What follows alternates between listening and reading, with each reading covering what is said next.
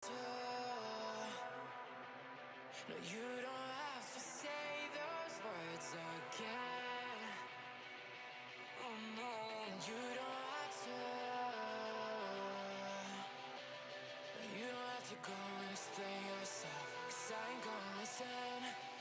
Yeah, all you wanted was a souvenir to remember it all. Yeah, you tore it apart down to every last piece. Yeah, a souvenir, another story to tell.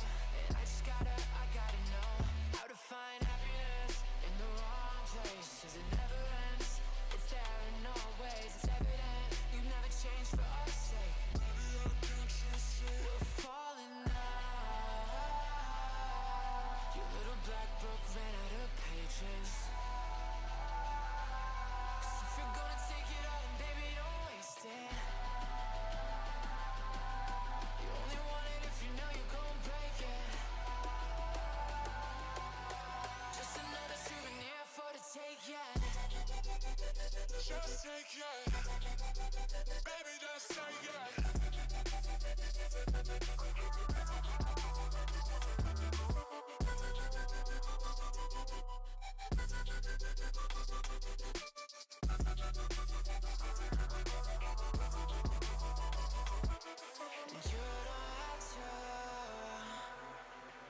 No, you don't have to say those words again. Oh no, and you don't have to. No, you don't have to go and explain yourself, 'cause I ain't gonna listen. Yeah, all you wanted was a souvenir to remember the fall. To go and tell your friends you were there for it all.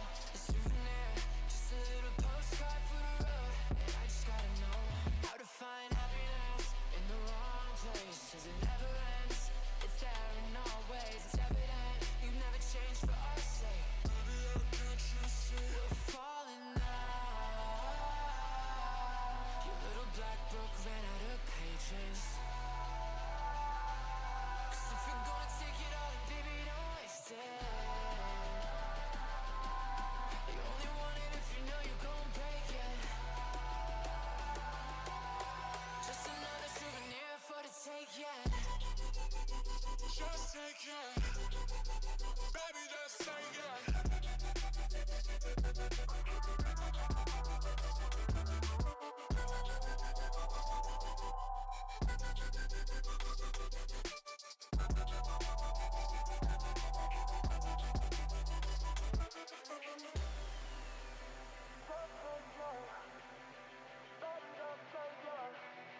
Just another souvenir for the road.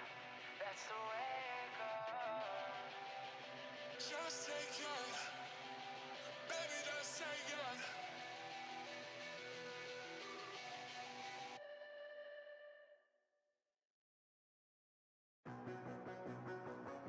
I wish you stayed the same.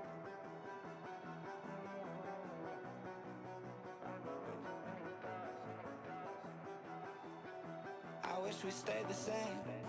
I got way too many thoughts in my brain. But I got memories that run through my veins.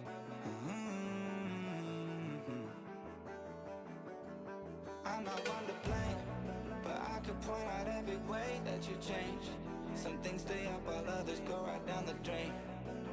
And lately we've been going down in flames. But if I'm honest, I get in my feels when I want you. Say you feel it too, I'll haunt you. Hold on till I'm lost in the nirvana. But if I'm honest, I get in my feels when I want you. Say you feel it too, I'll haunt you. Hold on.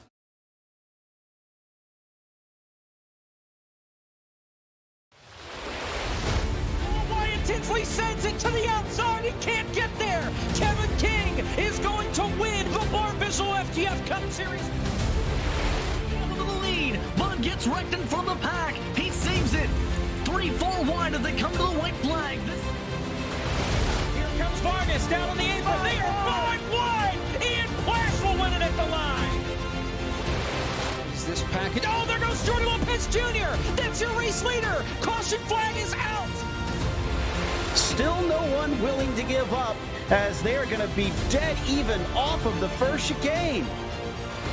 Oh, he saves it. What's going to happen here? Here comes McCandless. Get your front end. He's got it. He's got it. McCandless is going to win.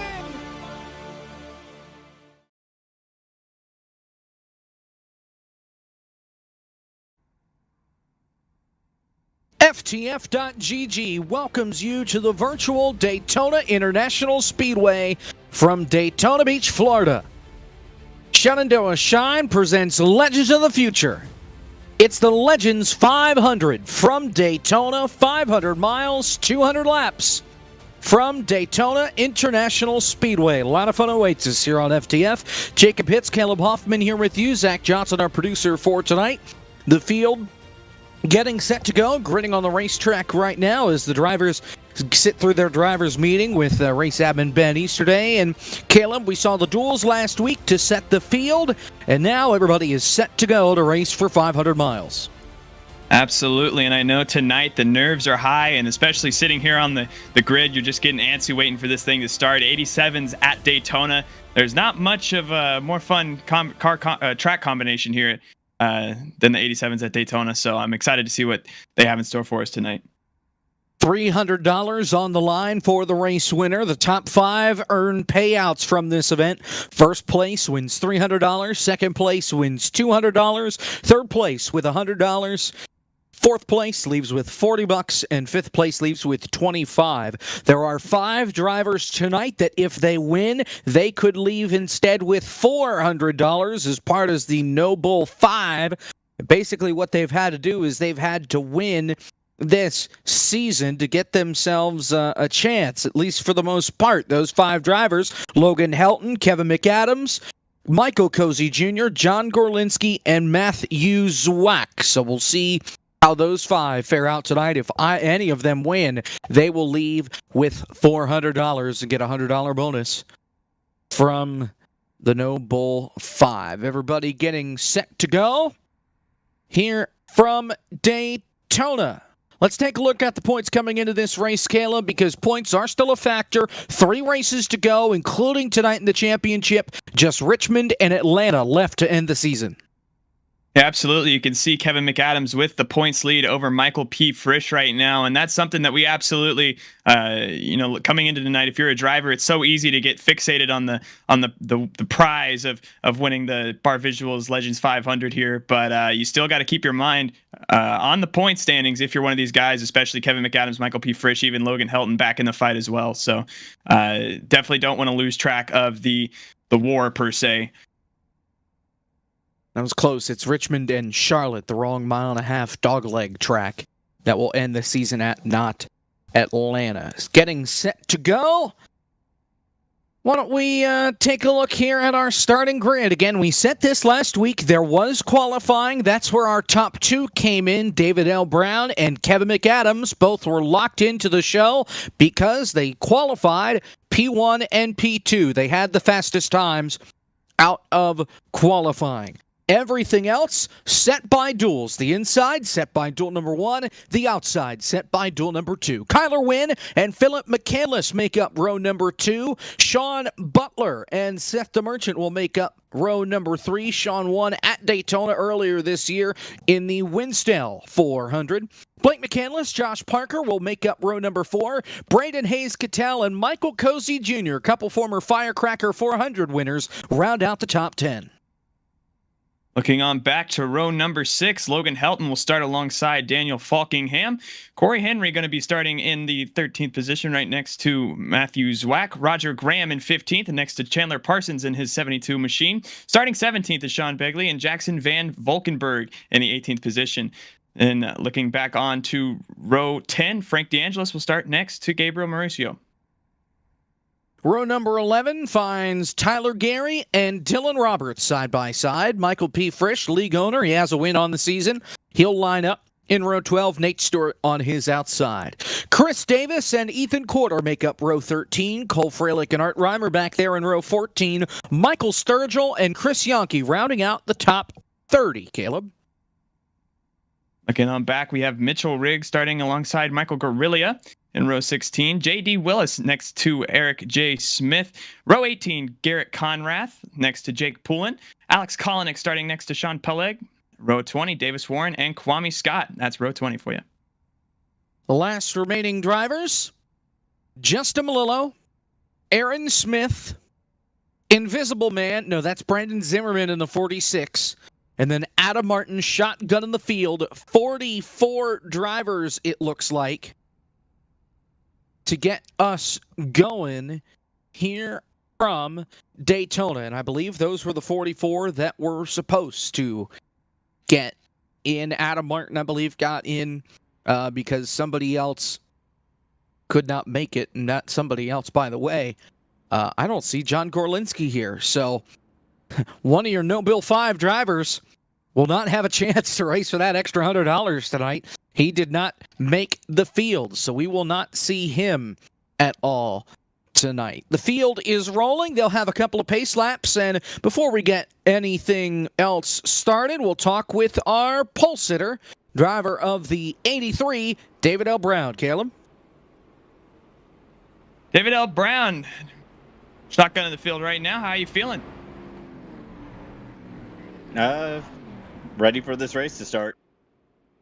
Yeah, we were talking pre-race about how you might be feeling a little antsy right now, sitting on the grid for that drivers' meeting.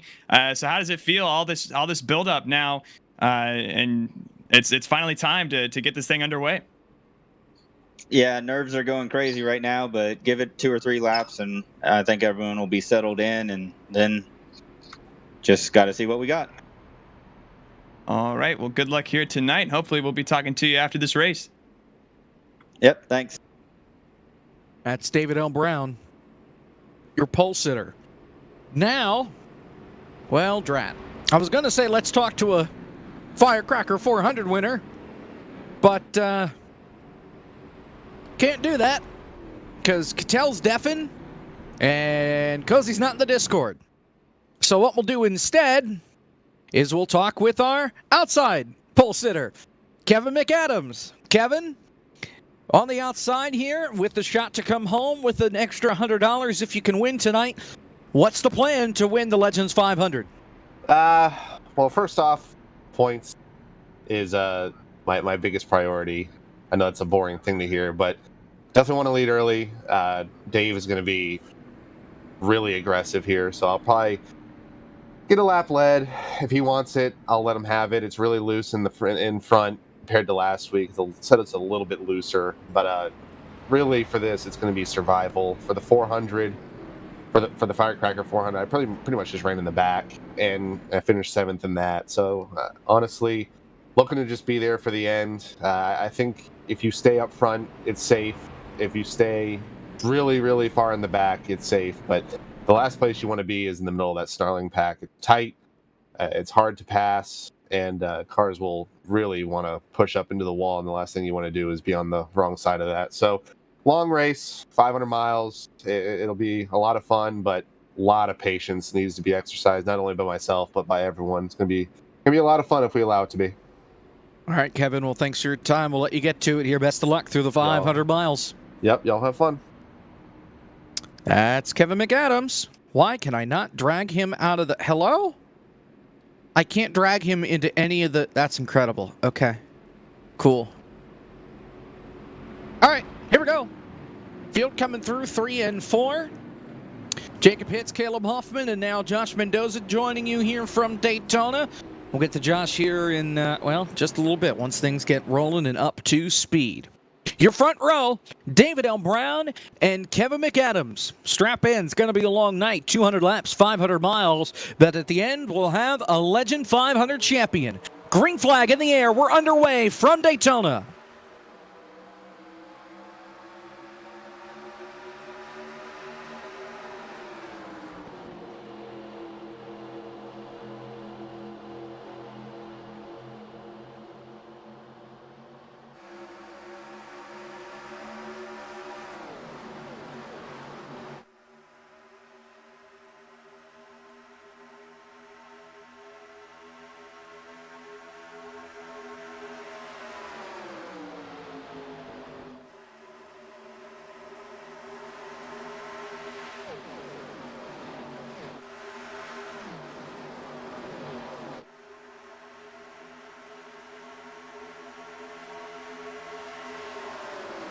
Kevin McAdams leads the first lap at the line, just barely. The margin, 1/1000th of a second on the outside line. David L. Brown on the bottom leads him back to turn number 1.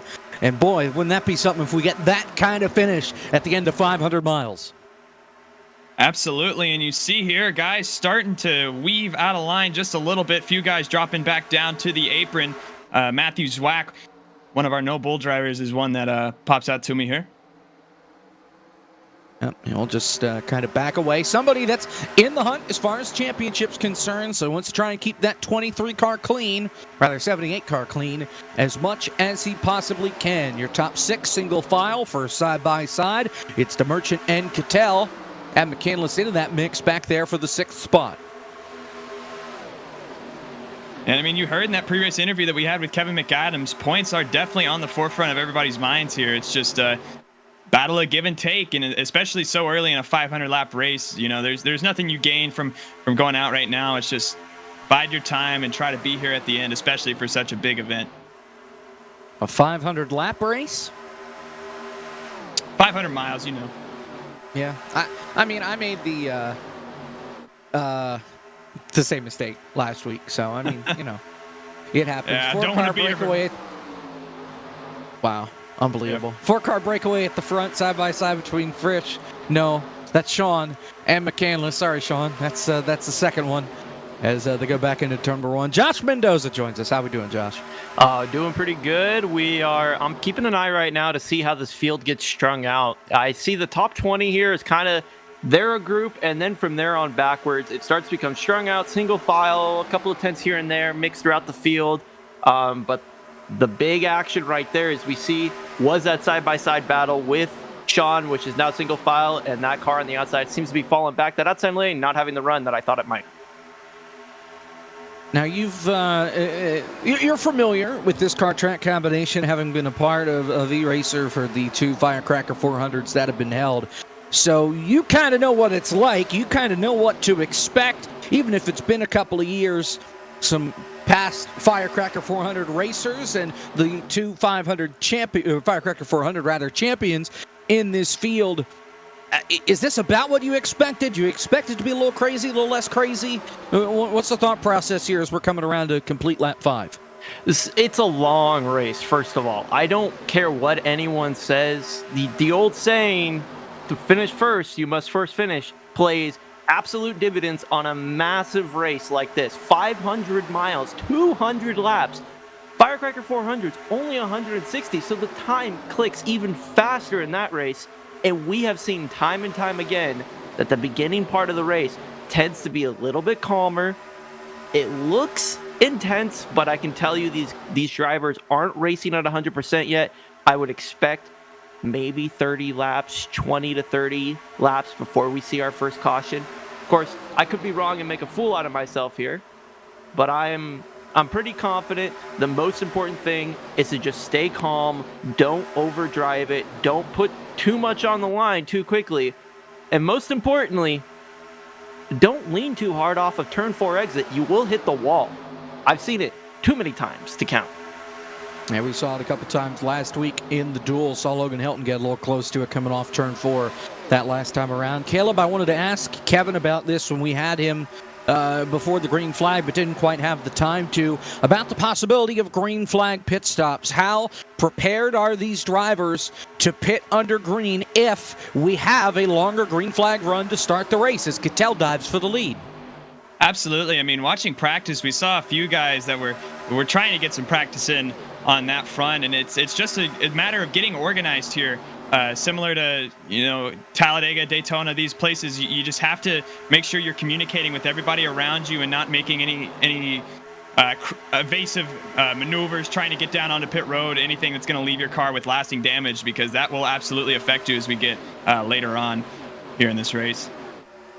Cattell leading the bottom side. David L. Brown relegated to the top, and he's got a car length and a half, maybe 2 car lengths between himself and Kevin McAdams, the outside pole sitter, is now we're double wide for the first 6 or 7 rows behind Cattell here going into 3. Butler on the inside there in that black and yellow 32. David L. Brown leading the top. Ooh, one car just tagged the wall big time. That was, I believe, the 111 of Roger Graham. Out of Did turn have 4. trouble.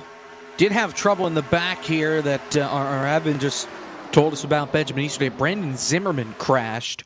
Yeah, I found where it happened off of Yeah. exit of turn 2 about a lap ago. He just got a little bit too much leaning on corner exit. Oh, we got one car almost spinning around.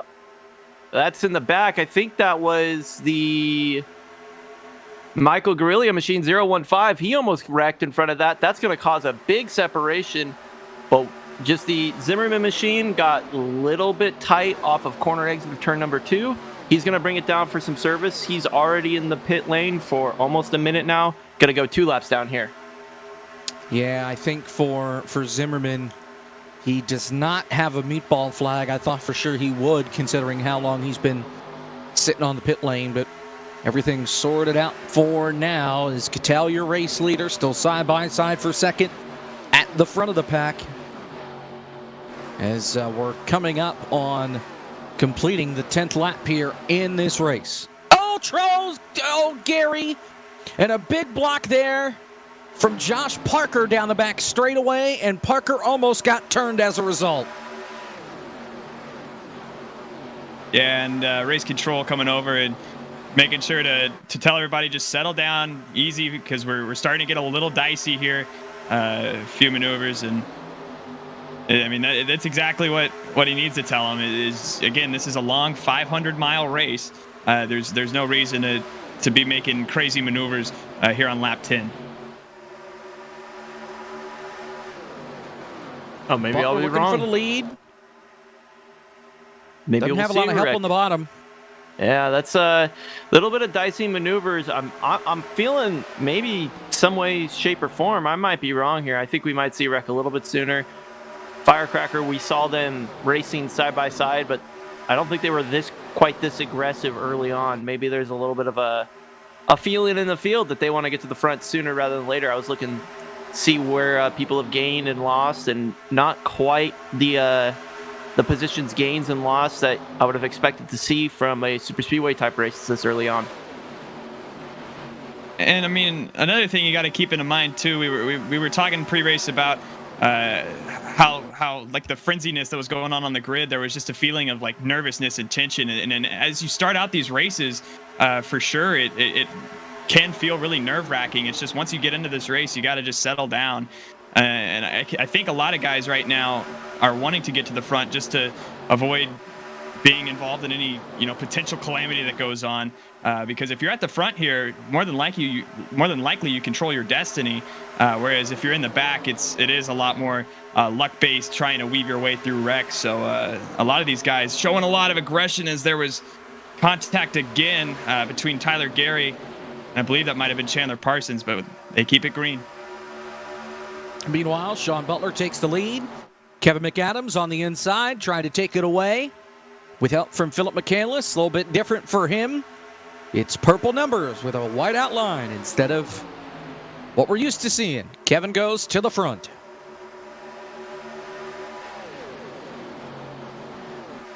Brendan Zimmerman is By the way. Yeah. Oh, you got it. I was just gonna say Brendan Zimmerman has brought the car behind the pit lane, and is looks like he is gonna finish in 44th position tonight. Well, connection issues at least. He fell out of the server. I'm not sure if that was unplugging the router from the wall and throwing it into the street, or if that was somebody hit the telephone pole out front. But nonetheless, he's fallen into a pretty significant hole at this point, with the fact that he's now no longer in the session. David L. Brown back up toward the front for the lead. That was quick. And working his way back up to the front here. He got shuffled out between Sean Butler up front and Kevin McAdams, but now he and Phil McCandless working their way up to the front. And now you see David L. Brown trying to play both lanes, just watching those runs as they come, which is especially so hard to do here in these 87s on top of driving the car around.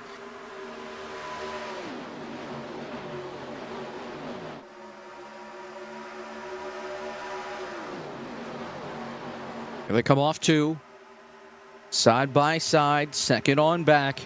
And we're hearing drivers now start to complain over the radio about car control, about how the car just isn't feeling quite as the same. Tires starting to get a little worn. This track, old, bumpy, wears the tires out pretty quick and hot. There's no doubt about it. 12:30, just about in sim. Air temp 67 degrees. Track temp just went up another tick. It's 114 degrees as Kevin goes back for the lead to turn one. And on top of all this handling, you got to keep fuel in the back of your mind as well, because right now you can see getting into this run, they're starting to weave around just a little bit more than we saw in practice. And now you can see Kevin McAdams, scary moment almost with Phil McCandless with that push down the backstretch. And these cars, just as we get later into this green flag run, are just going to start handling worse and worse and worse until either we get a caution or they come down pit road.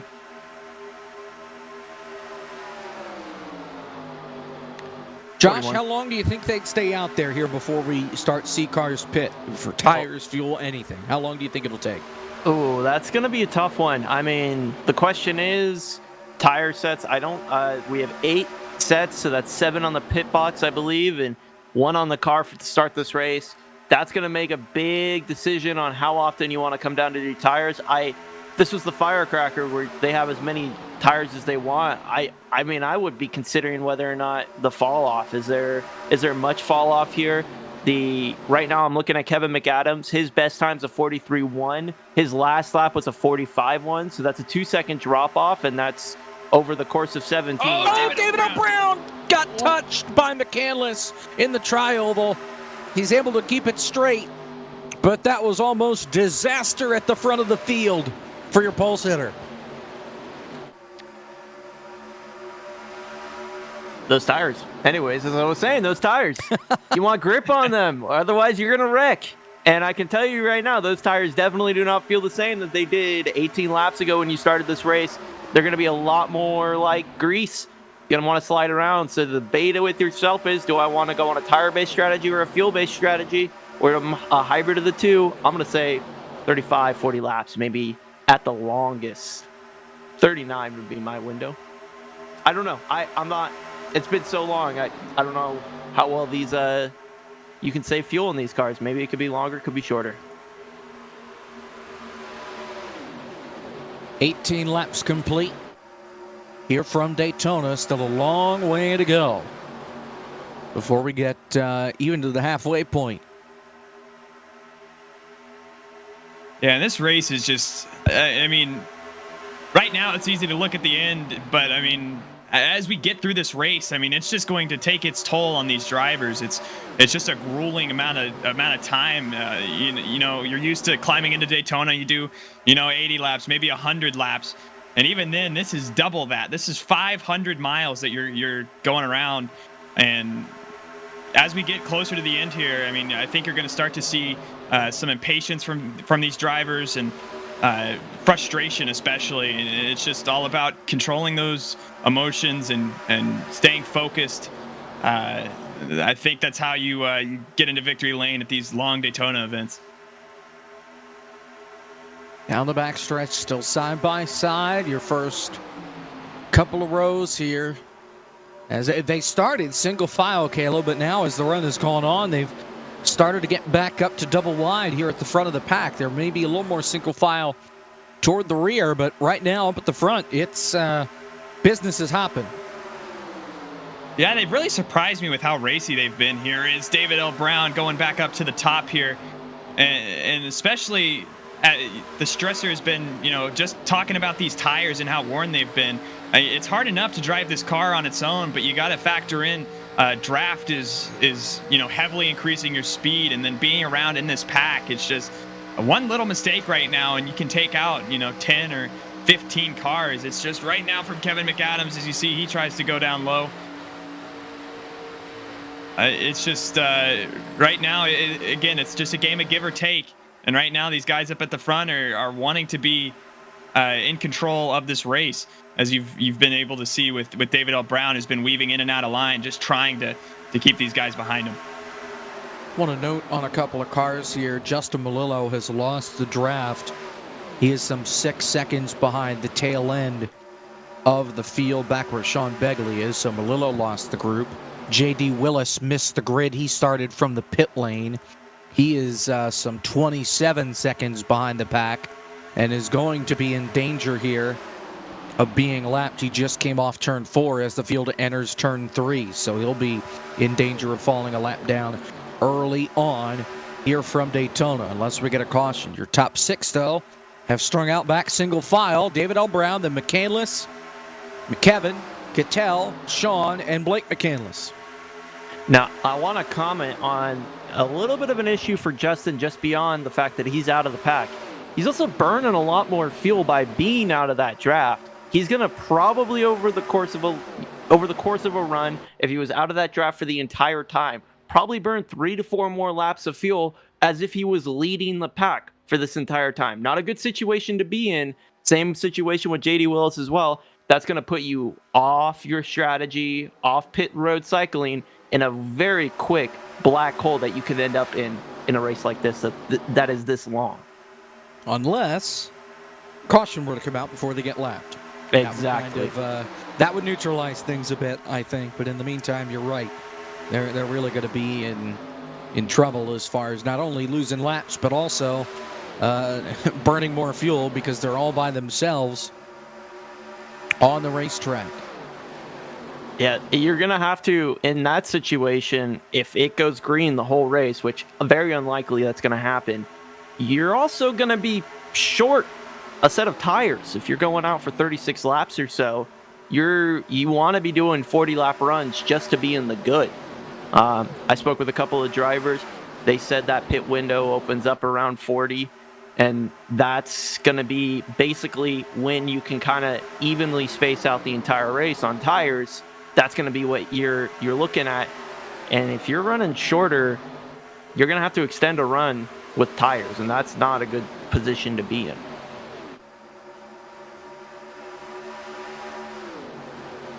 That would also apply to a leader like David L. Brown, who's leading a bunch of laps. Yep. Not a good position. Comes Kevin to the bottom, Cattell and Butler to push him. And he'll slingshot way out in front.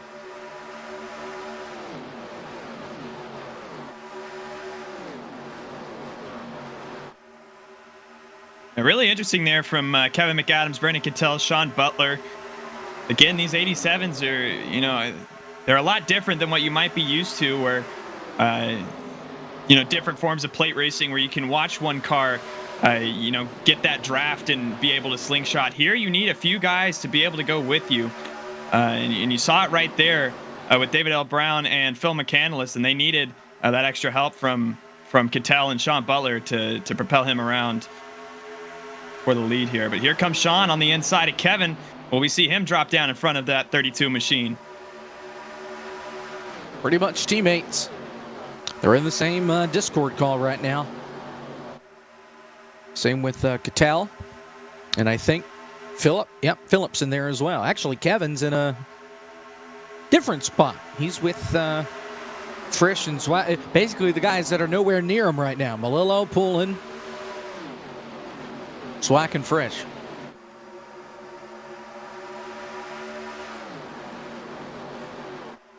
That outside line, it's becoming a rare form. You got a couple of people who are willing to take it. This shot doesn't show it very well, but when we go into the corners, you'll see that a lot of these people go single file throughout the corners, and that outside lane might be getting a couple more people to it, but it's certainly a lot less than the commitment on the inside lane. Yeah, I mean, it's so hard to run that outside line here, especially when you're this far into a run on tires here. I mean, if that car steps out even just a little bit, you're going to be in trouble. So you see a lot of these guys opting to enter in that middle line and then drift up through the corner to allow the car's momentum to, you're not scrubbing off much speed. You're just kind of following that car as it flies into the corner, and trying to prevent that car again, the back end from stepping out and catching the wall at any point. McCandless had the lead for a quarter of a second. David L. Brown blew right back by him. and takes that top spot away once again. And even though you think maybe fuel strategy is in the mind of these drivers, David L. Brown thinks, you know what? I want the lead, even if he has some pressure from Kevin McAdams up on the outside. 28 laps are complete here from Daytona in the Legends 500. We'll step aside and go to a break. When we come back, well, you won't miss much of anything. We'll stay under green, hopefully, and when we come back, we'll have pit stops for you and more here from Daytona. Stay with us.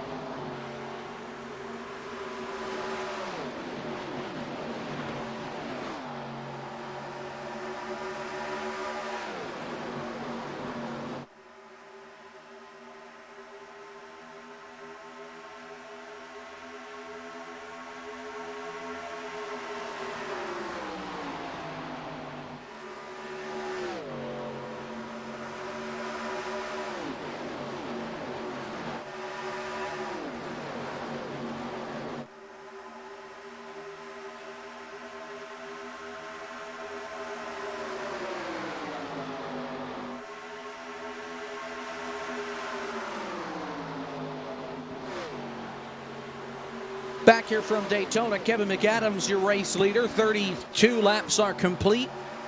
And while we were away, they have caught up to J.D. Willis, and they are going to be within striking distance here to put him one lap down. Yeah, and I mean, this is a thing. It's tricky enough to navigate lap traffic when you're in side-by-side formation like this, but almost 33 laps into a tire run here, and these cars are not handling very well at this point. Everybody's just sliding around, and trying to factor in a lap car on top of all of that is so difficult here. So it's going to be interesting to see where they catch J.D. Willis, because if it's in the corner, it's not going to be good. I think fortunately they should be catching him on the exit of 2. I have an interesting statistic to tell you guys. No Firecracker 400 has had green flag pit stops. They've all at one point or another had a caution that prevented green flag pit stops or a full cycle from completing. Maybe, just maybe, that can happen here today. But it's always the lap cars that tend to start the mayhem.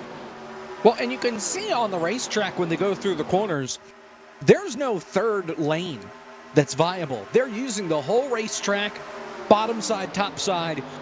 There's no middle lane with how much these cars slide through the corners. So if he doesn't get on the apron, it could get ugly here. Yeah, I mean, that's just, it's so tough here because, like you said, you know, usually there is, and yeah, he is going to pull down to the apron, which is a very courteous move. Yeah. And with that, Michael Cozy Jr. actually going to rocket out to the lead, and all that shuffling around, everybody was trying to brace for it. Cozy's going to capitalize on it. From one Firecracker 400 winner to the next, Cattell pushing Cozy to the front. And McAdams' big run on the outside, and McAdams is going to lead that lap, but does not have any help right now. David L. Brown is coming fast, though.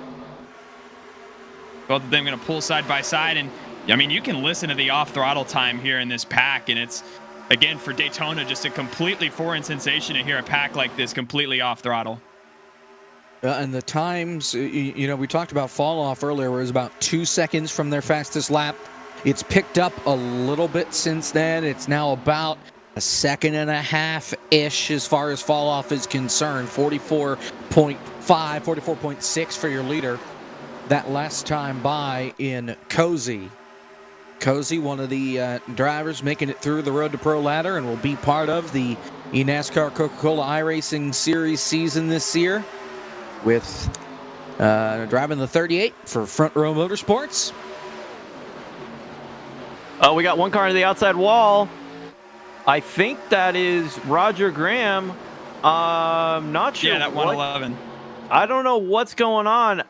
He might be developing a flat tire. See if he gets a meatball flag here. That'll be indicative if he has a flat tire or not. Oh, Phil McCandless almost McCandless! just lost it. He's going to save And it, everybody but that was, stacks up. oh, that was a close call, and Whoa. getting commended over the radio for a great save, but I thought he was going nose first into that outside wall. Yeah, that as he just got loose, but he was able to hold on to it. And again, go ahead, Jacob. I was going to say, how about Chandler Parsons here? Second in the outside lane. Haven't talked about him much so far in this race. Running a Benny Parsons throwback up there on the outside. Trying to get his way to the front. You could see why it's so hard to get green flag pit stops here. On the same exact lap, we had two cars almost wreck just on their own from whatever reason. The 111 machine looks like he's going to stay out here, not a flat tire, just got probably tight entering the corner. Oh, as he almost gets contacted by Chris Davis on the inside of him. J.D. Willis just came off the pit lane. He pitted a little early, but Melillo as well. Yep. So Willis 2 down, Melillo 1 down. Melillo just getting off the pit lane right now. As Cattell, your race leader. 39 laps complete here this time by. Kevin says he is pitting. So this will open up the window here for green flag pit stops. Kevin McAdams going to be the first one to do it. Is anybody going to join him? He needs draft. And nobody joining car 26. I think this is a fantastic call right here. He is avoiding all of the intensity of probably lap 4, as we see one car completely missed pit entrance back there. Whoa, that is Frank DeAngelis. Frank DeAngelis. But this is going to give him an opportunity to come down a clean pit road, get all the service he needs, avoiding situations like that with the 169 that I guarantee you the rest of this pack that's coming in now is going to be having to somehow navigate. I think it's a great call. Yeah, I agree with you here. It's a big, risky move because if he doesn't get a caution here, still just a few. Well, just more than the one that we had last time. Josh Parker. No Sean black Butler. flags, at least from these guys. Sean is going to be coming in next time by, as is Cattell. And I'm sure this is going to bring a good chunk of the field here to the pit lane. So 40 laps complete here from Daytona. We'll complete 41 when they get back to the start-finish line. And we've opened up the window for green flag pit stops. And we'll see a good chunk of the field make their way to the pit lane here this time. Here they come off the corner. Cattell in, Butler in, Dylan Roberts in. Art Reimer, whoa, Cattell, look out. He hangs on. McCandless on the pit lane, Mauricio, and more importantly, no black flags. Good job, guys. That was a great job by everybody getting onto pit road cleanly there, and a great job by that pack to give everybody space to breathe there, which is so important when you're coming down from 200 miles per hour down to 75. Chandler Parsons, Buckingham. I pretty much say the field at this point is going to come down. Stays out. Yeah, we see everybody else come down. Yeah. Whoa, boy. Easy there, Falkenham. Uh-oh. I think there was one car that came in. Oh, we got a spin on entrance. Oh, trouble. Scott turns Garilio around. Kolonix, I think, got a piece. Aaron Smith missed his stall. No black flags, but that's going to cause him to lose the draft. That's unfortunate. I'm just tracking Kevin McAdams to see kind of where he ends up. He had help from J.D. Willis, which gave him some draft. Not the worst position to come out in. But we see 5 cars right here on screen. That's the lead pack. And they're going to pit right here. Everybody else coming in now and getting onto pit road cleanly. Oh, boy, there goes. Oh, no, DeMerchant. Or Merchant. and he's gonna lose the. And he's going backward. Yeah, he's gonna J-turn it. Yeah. Oh, what a move. That's awesome. Are you kidding me? What a J-turn from Seth DeMerchant. And he sticks it in the box. Now, he's going to lose a little bit of time from the lead pack, but still, pit stop of the day. If that's not iRacing top 10, I don't know what is. That is incredible recovery. He knew he was already committed to going backwards, so why the heck not pull a James Bond move and J-turn it? That's amazing. That's incredible. What a recovery. How many times has that been done on pit lane at Daytona? You know what? He's not in a bad position. He's coming off right now with those other guys he just came down on pit road with. Watch the replay. Here's right the here. Replay. Has to avoid McCandless because McCandless trying to get in between the cones. Avoided McCandless, avoided Helton, avoided Gary, and he spins it. And an incredible move just to throw it in reverse right away and say, heck with it. I'm just going to J-turn it. Chris Davis had to avoid him dipping it into the grass. Unreal. Yeah, that's just an unbelievable recovery from Seth DeMerchant right there to even be hooked up to the tail end of this back end of this pack. I mean, just absolutely unreal, like you said.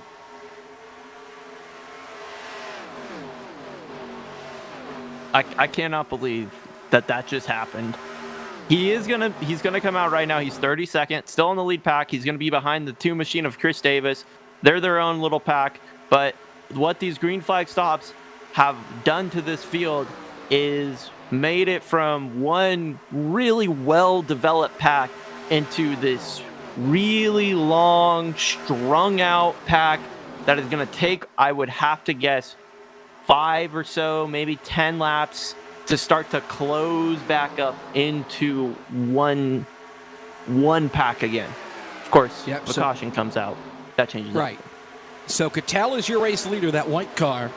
Josh Parker a lap down, or will be a lap down here. That's who he's passing right now.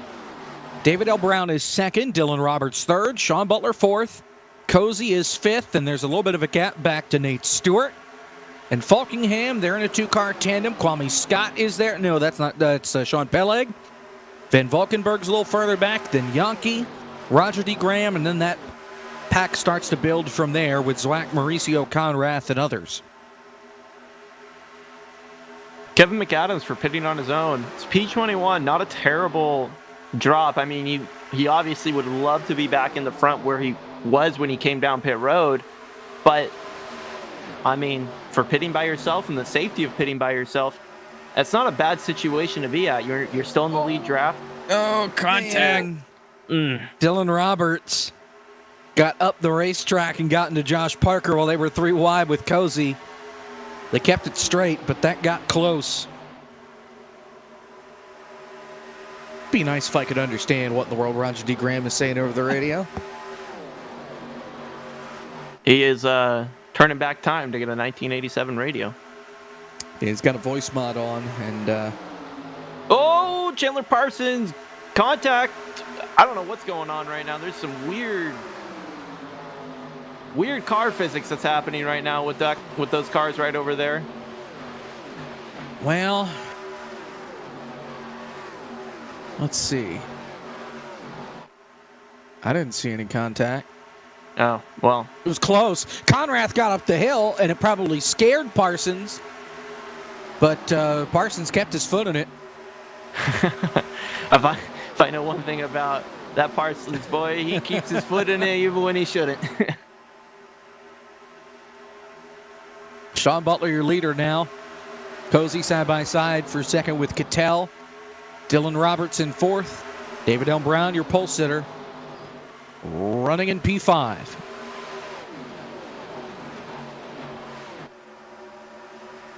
And now everybody's starting to opt for a single file formation.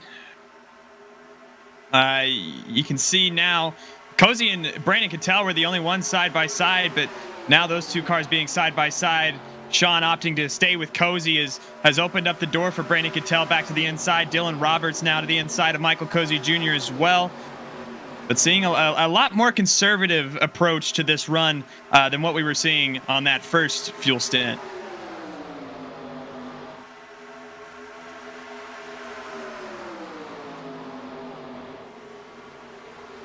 Still side by side at the front, and Kevin McAdams just told somebody to pass him because he's on older tires because he pitted earlier. That's the one downside to pitting early is your tire's going to be older than everybody else.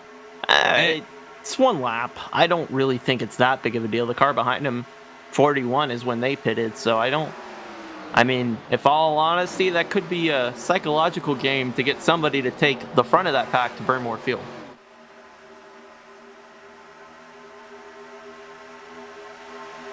Even so, with Kevin McAdams, I wonder if maybe he was anticipating a caution coming out, so that way he could, under caution, capitalize on some track position there.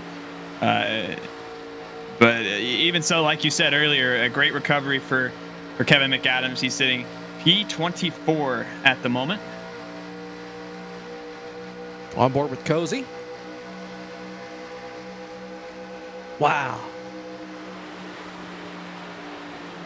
That 1987 technology. Look at that window net. Isn't that amazing? That lap car up ahead is the 53 machine of Justin Malillo, currently on the lead lap, looking to go one lap down right now. 36 cars on the lead lap, including Justin.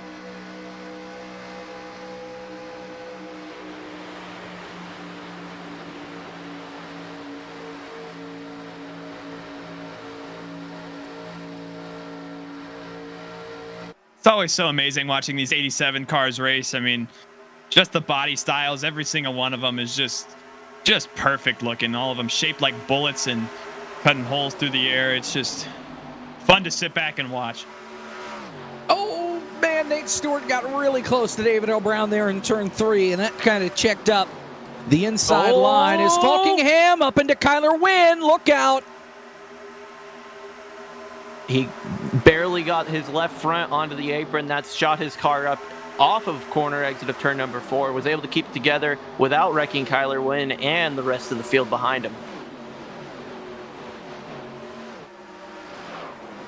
Oh, Dylan Roberts saved it.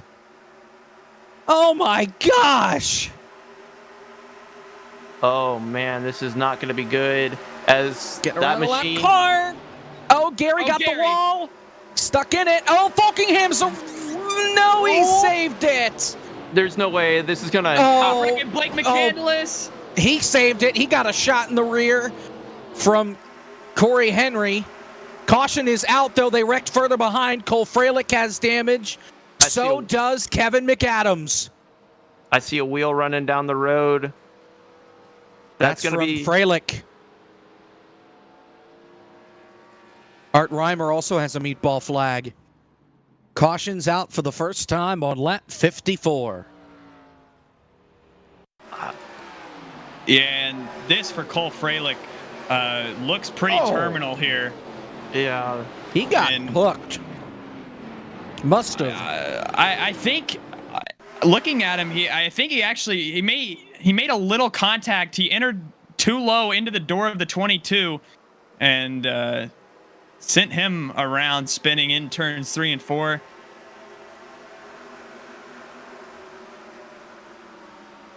And I think Cole Freilich's chances are going to be done here on board with Kevin McAdams. You can see that wreck happen right in front of him and just comes right into Kevin.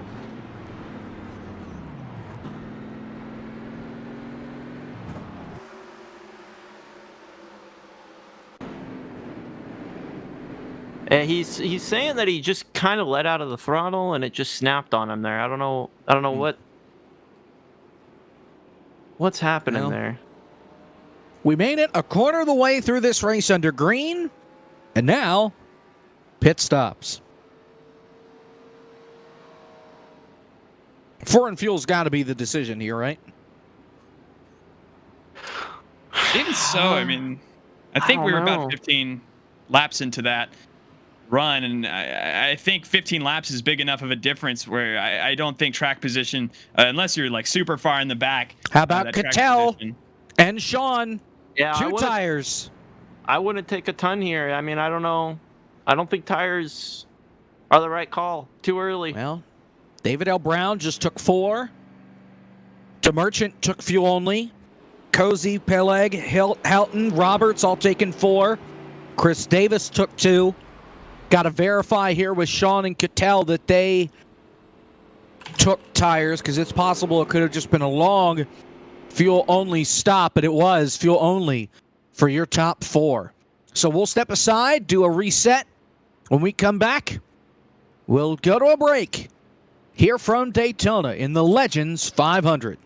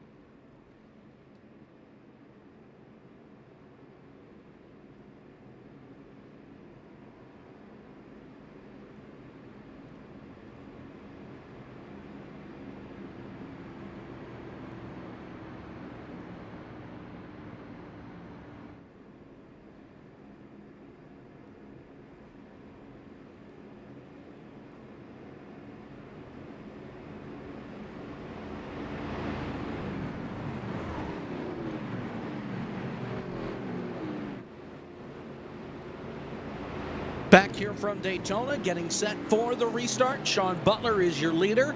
The 3 cars on the bottom, 1 lap down. That's Eric Smith down there with Michael Guerrilla and Sean Begley. Single file restart for everybody else. Sean Butler leads us to the green flag, 56 laps complete in the Legends 500. Green flag.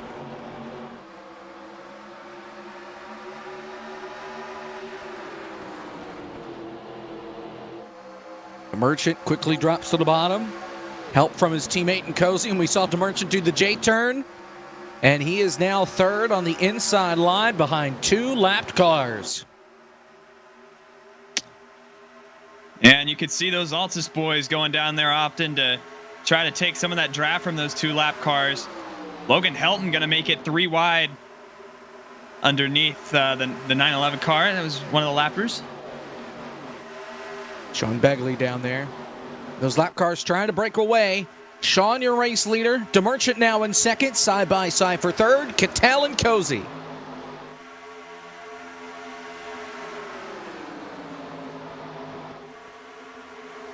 Cole Freilich still on pit road. Spoke with him for a little bit during that break. He said that he just barely touched the brake and the car snapped on him.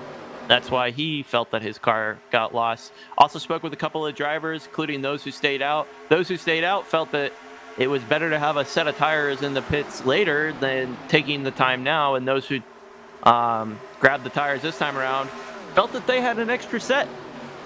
So, very curious. The different math there on how they think how long they can make these runs go. DeMerchant a little loose as the leader. Cozy right behind him in second. Well, he was. Now he's stuck to the outside. Logan Helton drops to the bottom, and DeMerchant will pick him up instead. Lap car Begley in the thick of that as well in the 911.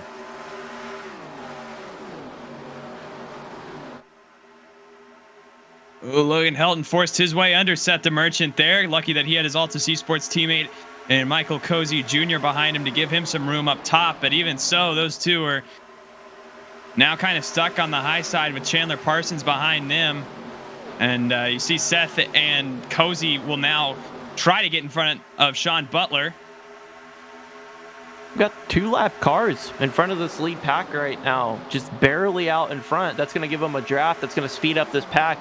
And I'm going to be surprised on how they handle this because it's not a 1-car situation. They won't be at such a speed differential where it just makes sense to pull down onto the apron and let the pack by. Well, remember, those guys were in the lead pack and drove away. Oh, good point. I'm sorry. I was too busy down on pit road here. That is a great point. That's You are way smarter than I am. I don't know about that. But look at this gap. Helton pulling away. This is impressive now, right here. Helton, remember, took 4 tires. Sean Butler struggling right now. He's P6. Fuel only on his stop. And go ahead, Josh. I was just going to say, this is a really awkward pack right now. I don't think we've seen the pack this awkward on a restart in a long time. Not sure if that's going to smooth out the antsy feeling that the pack might normally have, or if it's going to make it even that more antsy because you see those cars ahead of you driving away.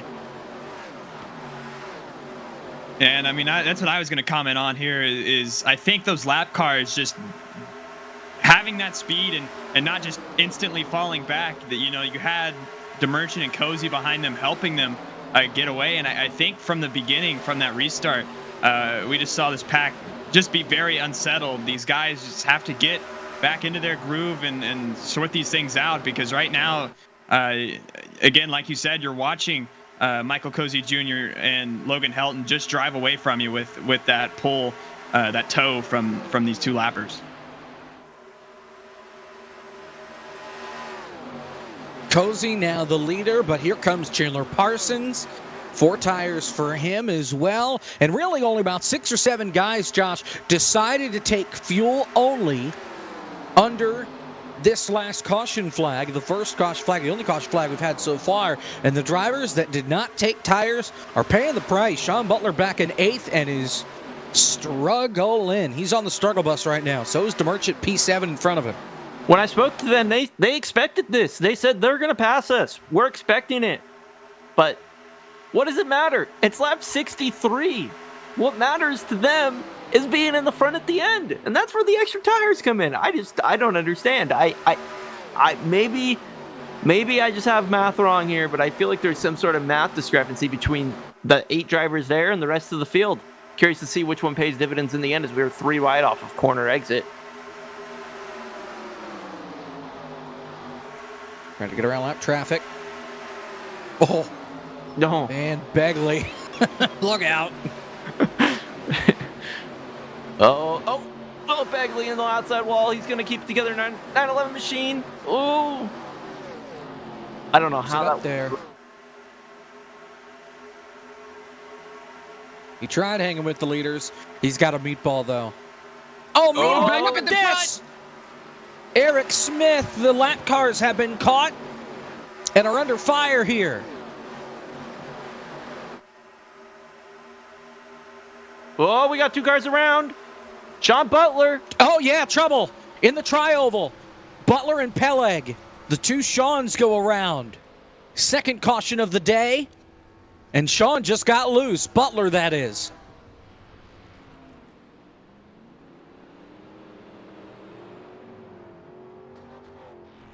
So that was a 10-lap run. What in the world is Begley just piling into that?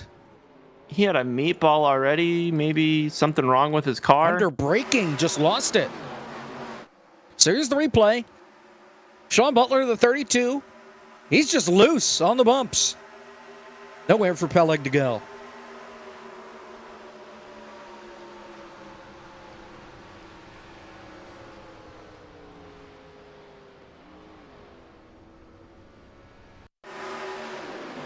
Another angle. You said the Seans got together. I think Sean Begley heard that and wanted to join part of the other Sean's group. Watch the 911 here. He'll come in after Sean gets rolling. Another Sean wants to participate and a little loose. He was on the apron trying to avoid. What in the what?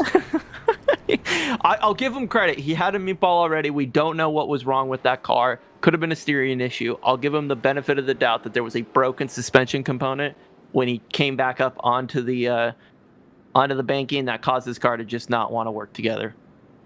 Pit stops. Pits are open. Okay, you can't take tires here if you took it last time. That's 10 laps. Correct. You're burning through tires at that point. David L. Brown just took a 6-second stop. Fuel only for a lot of these guys. DeMerchant does fuel only again. That's worrisome.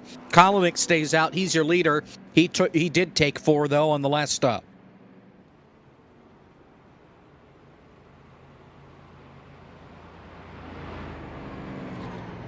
Even though the 22 car is out in front. Josh, did you know that there are just 24 days to the Bar Visual FTF 500? 24? It just felt like yesterday it was 25 days. That's insane. Time is flying by so quick. Wait, that's just 23. Oh, no, I can't do math. It's 23. Gosh darn it. Ooh, wow. Oh, my goodness gracious. The days are flying by fast, and we can mathematically do them here. Thank you, Jacob. I didn't know it was 24. It's 23. February 3rd. Unbelievable. FTF doubt. It was 25 on Tuesday then. Oh, whatever. I appreciate you, but my favorite part was when the race admin came over the radio and said, well, that last wreck was on Sean, and Frisch came over and said, well, which one? Which one? Oh, brother.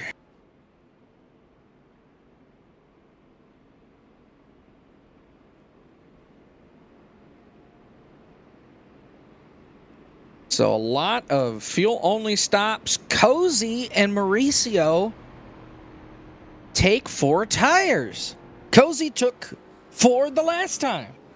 I don't understand this call one bit. I need to. They must have something better mathematically going on than I can understand.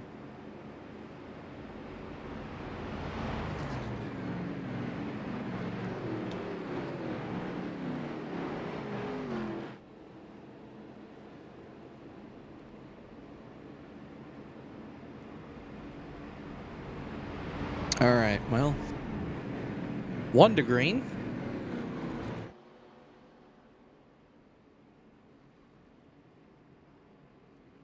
And Roger D. Graham has gotten his microphone situation brought back to the 21st century.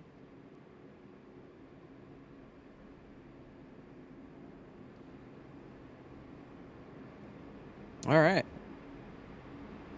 I don't know if we're going to have any cars lining up on the inside line, or if we do, it's we're going to have one machine lined up on the inside line. That'll be a 70 car.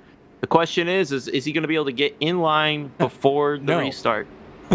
No, the answer is no. He is still on the pit lane. Actually, Davis Warren is a lap down. So I he apologize. will restart on the bottom. That's the down. number I was trying to talk about, but my dyslexia kicked in the wrong one. You'll see him right there. Look at that. It's enter stage right, the 70 machine of Davis Warren. 67 laps complete when we get the restart here from Daytona. Green flag.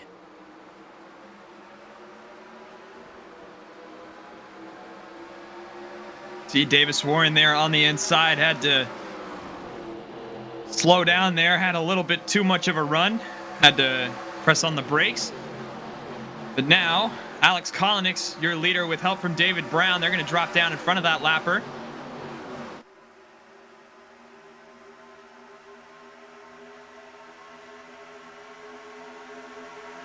All but the 911 machine from the last incident still on the lead lap, still on track, and still racing.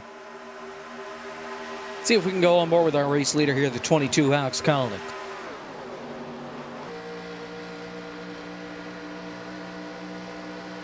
Oh, look at that outside. Good run.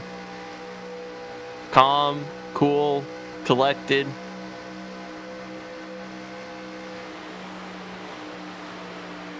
I can tell you right now, that will begin to just wear on you.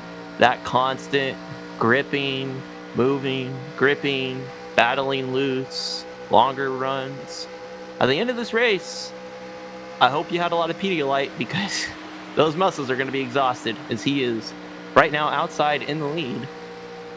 And he's going to clear him on the outside. Wow. That's impressive. Oh, there goes the Merchant. He saves it. Can he save it? We got Buckingham's around in the back. Mitchell Riggs involved. And the Merchant's through the grass. Caution's out. Sean Pellig involved in that one as well. Or no, he just missed it. But yeah, Falkingham got into quarter, I think. And then Jake Poulin finished him off. Mitchell Riggs nowhere to go in the 09 as well. And the caution is out for the third time. Cautions breed cautions. Yeah. Well, if you definitely can't come down pit road and get tires now. If so, I'm going to inform you, there's a tire limit. You're inevitably going to run out and have to do a 100-lap run on a set of tires, and that is not a good idea.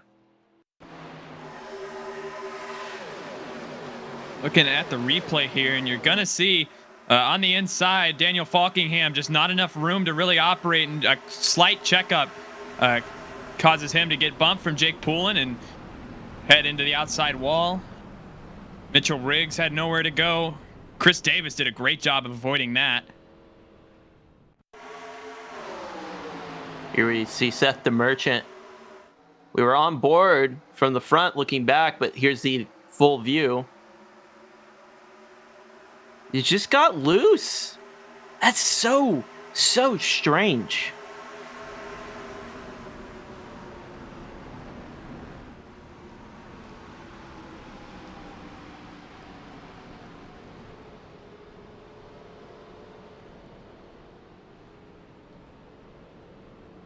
And that's, Jake, Seth the Merchant stayed out there. He didn't stay out, but he was fuel only. Oh, here under this caution, yes, he stayed out. Yes. As about 3/4 of the field heads to the pit lane, mostly for fuel.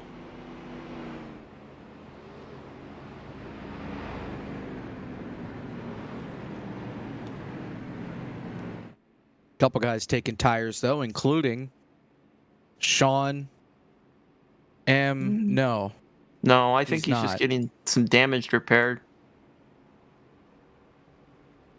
Maybe. I mean, he's in the box a long time to have any damage. Because he shouldn't have hit anything. Well, he did have that previous bathroom break, caution. maybe? He had the previous wreck. Maybe he didn't get Yeah, all but he that didn't damage hit- repaired. He didn't hit Well- anything all that hard, though. Well, Sean came in later and hit his right front pretty square. I don't know. Maybe. Well. I can go check. Give me 2 seconds. I'll be right back.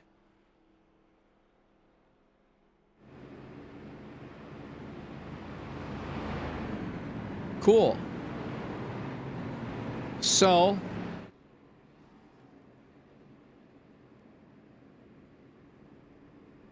while we're here, we're coming to a restart. Let's talk with the driver of the 22, which is Alex Kolnix, and staying out. Currently the race leader. What's the strat? Well, people keep wrecking, so I mean, I might as well make it to the fuel window I'm comfortable on, and then they'll probably end up wrecking again. So I'll just have track position the whole race. Simple as that. How about dealing with tires? Because some guys have been awfully greedy as far as taking tires often when they come onto pit road.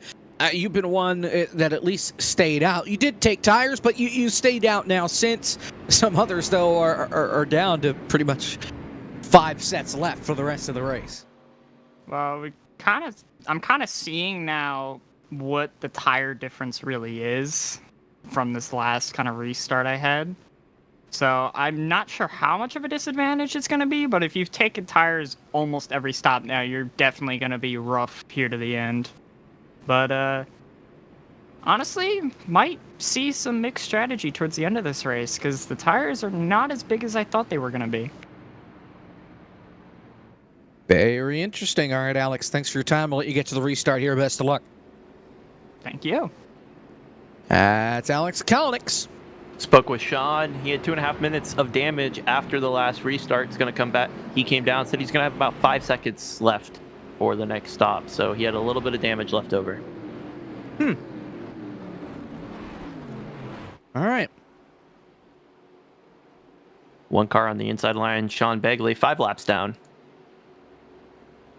Yeah, Davis Warren was able to get back onto the lead lap after the last caution. We got a bit of a stack up in the back, but they got it sorted. 72 laps complete. Inside 30 laps to halfway. And in the back, I mean, Tyler Gary opting to try that outside, trying to get around Nate Stewart right now. Jake Poulin going with him as well down the back stretch. All right, this is going to be the real difference of old tires versus new tires as we go through here. I don't think anyone really is on a new set of tires in this top 30, basically, so I don't think it actually matters all that much. Oh, we're 3 wide for the lead right now. Dylan Roberts is going to take the lead through the tri-oval. J.D. Willis reports, by the way, mechanical failure is the reason he had to back out. Pedal failure. Oh, that's unfortunate. His pedals broke. Oh, man. That sucks. Looking back up at the front here, I thought Alex Kolnix, who is out on the oldest tires right now, maybe we were seeing that disadvantage as Dylan Roberts having to block DeMerchant on the inside. They're 3 wide for second. Up on the outside lane, Kolnix struggling to handle with that race car. DeMerchant as well. Big checkup. This stack is starting to stack together. DeAngelis got turned. He saves it. Kolnix off the pace after sticking it in the fence. But we stay green for now. And I mean, that's a direct result from Kolnix right there. Having to be on that outside lane, you just have to check up so much. And you can see now that he's not up at the front. Again, like an anvil is attached to the back of that race car, going all the way to the back. That outside lane might as well not even exist. It's just, there's nothing you can do with it out there. And he's going to get put 3 wide into a corner again. Not going to do this, fall into the same trap this time. Falls back into line as we are mostly single file, a little bit of side-by-side action throughout the lead. Here comes Jake Poulin, Firecracker 200 winner. Going for the lead. He knows how to get it done here. And that throwback papyrus paint scheme, throwing back to iRacing's roots right there as he's going to try and take the lead off of turn number 2 He's going to be able to get out in front just a little bit. Chandler Parsons and Dylan Roberts on that outside line. Jackson Van Valkenburg going to come behind Jake Poole and give him a push. Where does Frank DeAngelis throw his loyalty onto the outside line? That's going to lead them a little bit further out.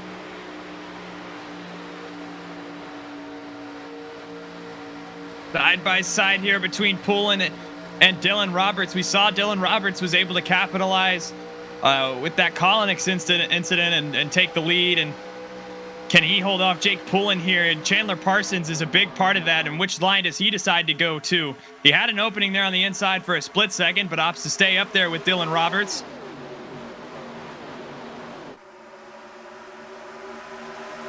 Poulin trying to get the bottom to work. Got a run here down the back. And this is where that trade-off is. Chandler Parsons all the way down 3 wide for the lead here. He got a shove from the 169 of DeAngelis. And now Chandler Parsons to the inside. Dylan Roberts really having to manhandle that car. Side by side now with the for the lead with Jake Poulin. And that outside lane has the momentum off turn number 4.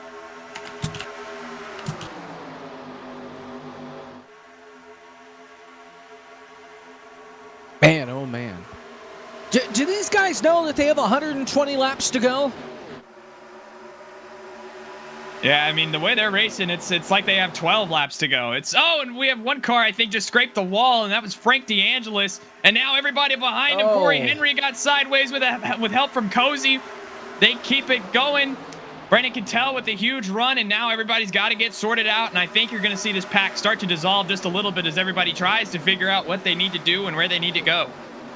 Well, they'll string out, but they'll accordion back together more than likely, like we saw after the restart. Here's Dylan Roberts on the bottom looking for the lead to try and take it away from Jake Poulin. Parsons to help on the bottom.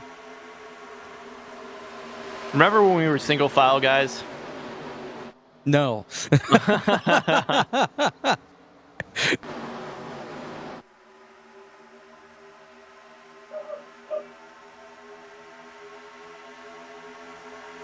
Tyler Gary going to make it 3 Gary. wide.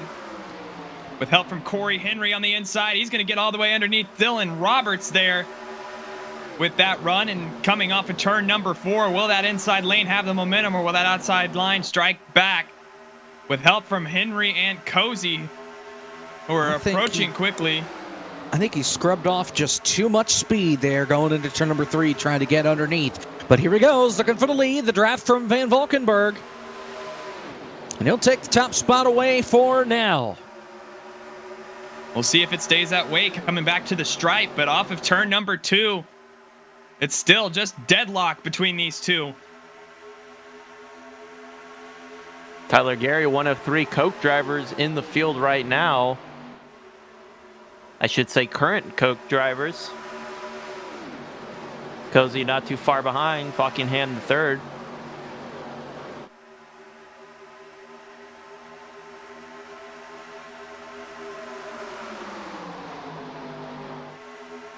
We've got Guerrilla in trouble in the tri-oval. Back up in front of the field, no caution. Oh, Davis Warren as well just got sideways with help from Phil McCandless. He got turned by Josh Parker and could not save it. It's at the back of the field. He did come up the racetrack and almost got hit by a couple of cars, but we stay green. Coming back up to speed right now. That's going to be super detrimental to his race. Even if there's not damage, it's going to really mess with his ability to be able to save fuel here on the long run. And that's just a bad position. Oh, Van Valkenburg! Oi! Saves it. Wow.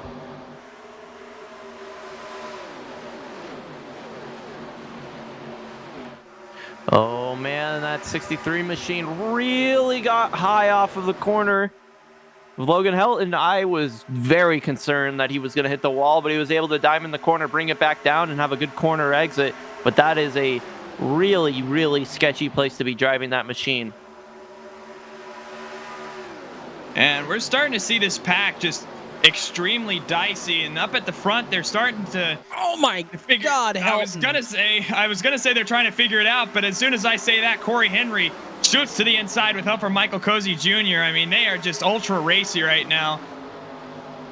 And again, like you were saying, Jacob, I mean, I don't know if these guys know that they have still over 100 laps to go. Is there rain in the area that we don't know about? We're racing to halfway? Man alive. I mean, if this was the Firecracker 400, we'd be past halfway, but we're not even there. Right. I don't know. I don't think they're used to the longer race here yet. Well, maybe it's the track temp. It's heated up to 122 degrees. Oof. That might be why my fire alarm went off here. Track temp warming up. Corey Henry will lead at the line. Sean Butler back up to 23rd. He is making his way back through the field slowly but surely. He's running on the outside line, still part of this lead pack. He's not going to let it's the 17 machine of Sean Peleg. Almost loses it right around there. He's going to, he's still trying to keep it. Oh my goodness and we got gracious. Parker around. Kyler Wynn. Can they all save it? Yes. Wow, that was the biggest near big wreck I've seen all day. And then back up at the front off turn 2, Nate Stewart got loose as well, but Cozy, I was going to mention him off turn 2, but I think Cozy, no! Nate Stewart and Van Valkenburg, they keep it straight. I thought they were going around for sure there. Something's in the air. Rain or something. One of the drivers comes over the radio, tells everyone, take a deep breath, let's reset here. I think that's what everyone needs to hear. We'll just see if they're able to act on it. Goodness. Yeah, Mitchell Riggs there saying everybody needs to catch their breath. I agree. We need it up here too, because it's been mayhem these last 3 or 4 laps. No one with any meatball flags throughout all of that chaos, so that's good. No one got any flat tires or broken suspension components. Now, one of the famous parts of these cars are the blowovers. You guys think we're going to see one before the end of the night? Why'd you say that?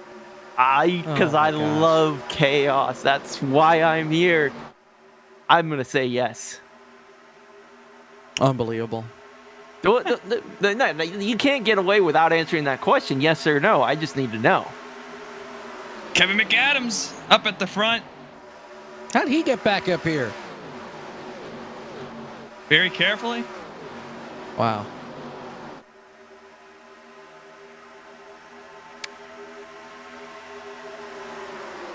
He and Tyler Gary have both had their fair bits of attrition so far today, and they find themselves inside the top 5 here on lap 87. We are Chippy over the radio. There was a contact back with Ethan Quarter and I believe Michael Sturgill, but they both kept it going. Both coming down the pit lane. Butler right in the middle, 3 wide into turn number 3. He's going to make it work. The 25 machine is the big loser there. That's Corey Henry. He's going to fall back about 3 or 4 positions.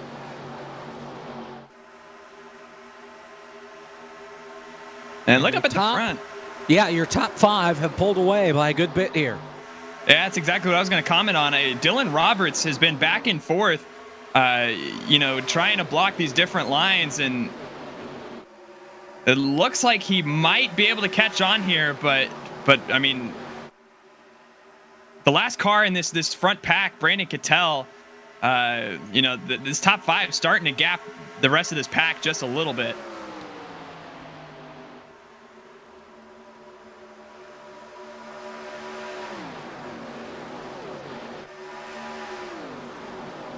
Chris Yankee, high off of corner exit, is going to barely get cleared by Roger D. Graham. That could have been a really big incident.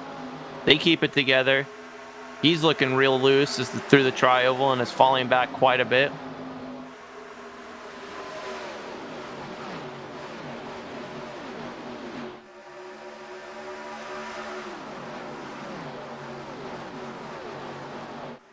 Back up at the front still.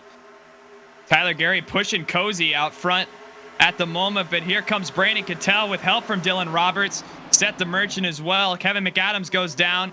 as do Tyler Gary and Michael Cozy Jr., trying to stall that lane's momentum. Man, oh man. Oh, All right, look we're at that. 89 complete here. We're 11 laps away from halfway.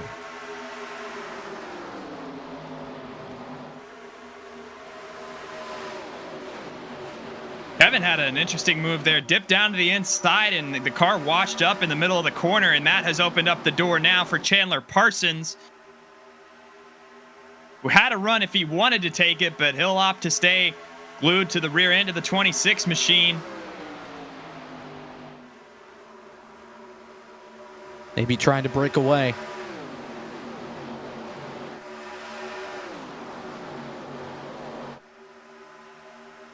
I'm seeing a car that seems to just be only going one direction, and that's forward. 32 machine. Running an outside lane, making it work. He's going to be the first car on the... Oh, that's the wall. I think he just hit it up. Yeah, he's fine. He's okay. What doesn't kill you makes you stronger, right? If there's anything about Sean's week that could encapsulate it, I think those words would be the best way to encapsulate it. He's 2022, yeah. Yeah, that's for sure. Sorry, Sean. Wow, there's another. We'll keep adding them up. 91 laps complete here at the line. Cozy still out in front. Gary, McAdams, Parsons, Cattell, your top 5. And Sean wants to be back in the top 5 now. Really aggressive moves further on back. I mean, this top 4 has been pretty content just sitting where they are in running in the Cozy, Gary, McAdams, Parsons formation. But this 5th spot is where you're starting to see some turmoil between Sean, Cattell, Van Valkenburg, Dylan Roberts, all in the mix, making moves here. I mean, there are lots of guys with speed right now that are sitting in this top 10 or just outside of it. Our pole sitter, David Brown, Frank DeAngelis, we saw. Logan Helton was leading laps. Nate Stewart as well. So, I mean, there are still lots of race-winning, very fast cars up in the mix here. We'll just have to wait and see if they can mount a surge to the front.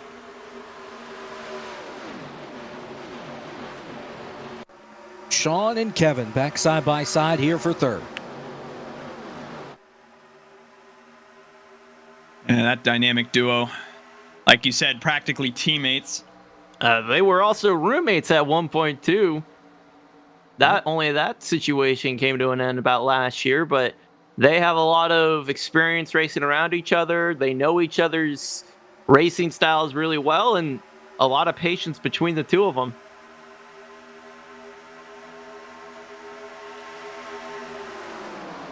Cattell also a part of that group that works together quite a bit. I mean, this whole lead pack, these front 5 guys, they all work together often. And I'm interested to see the discrepancy between when these guys last took tires. I mean, looking at guys like Tyler Gary, Chandler Parsons, Seth the Merchant are all approaching lap 30 on their tires very quickly. And, if there's already not enough fall off up in this pack, that lap 30 threshold as well is where we'll start to see some extreme fall off with these guys. Looking on back, Jackson Van Valkenburg as well. The guys like Michael Cozy Jr., Sean Butler, Kevin McAdams are all on coming to lap 24. But we'll see if that plays any effect into how they race in the next coming laps. And one car that will need to come around down pit road very shortly is Alex Kolonix. He is on 41 laps right now. He did have a few there that were in yellow flag conditions, so he might be able to extend it just a little bit longer. But I don't know. Not that much longer. I don't think it's going to be that much longer, Caleb. Yeah. Well, just have to wait and see. When they come to the start and finish line here, 95 laps will be complete. Michael Cozy Jr., your leader. We'll step aside when we come back. Cross flags from Daytona. You're watching the Legends 500 on FTF. We're back after this.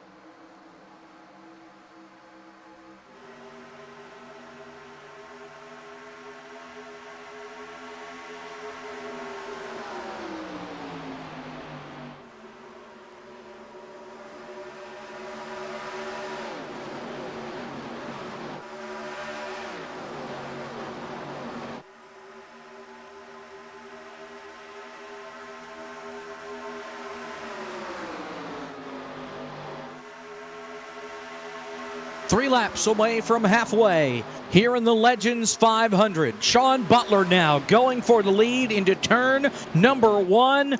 As I say that, make it 2 laps to halfway. The scoreboard was a little late in updating there. They were in turn 1 and it still said 98, so appreciate it nonetheless. Sean Butler, your race leader. Sean and Kevin got hooked up there and left Cozy out to dry with no help. I wonder if we'll see his Altus Esports teammate Incepta Merchant go up and help him, but otherwise everybody is still sitting down on the inside at the moment. Now Sean and Kevin gonna try to pick up Cozy before blocking Chandler there. Gotta wonder here, guys, if the tires have sort of balanced out, whether you took tires or didn't under that last stop. It just seems like everybody's doing okay now. You don't really have guys that obviously stayed out that are desperate for grip. Things seem to have balanced out here throughout the front of the pack as far as tire wear is concerned. Logan Helton throwing a big block down the back straightaway on Frank DeAngelis. That's who the block was on, and he's not too happy about it. Helton, of course, your winner 2 weeks ago when we were at Darlington here in Legends of the Future. And as they come to the line, Sean Butler leads us at the halfway mark. 100 laps to go.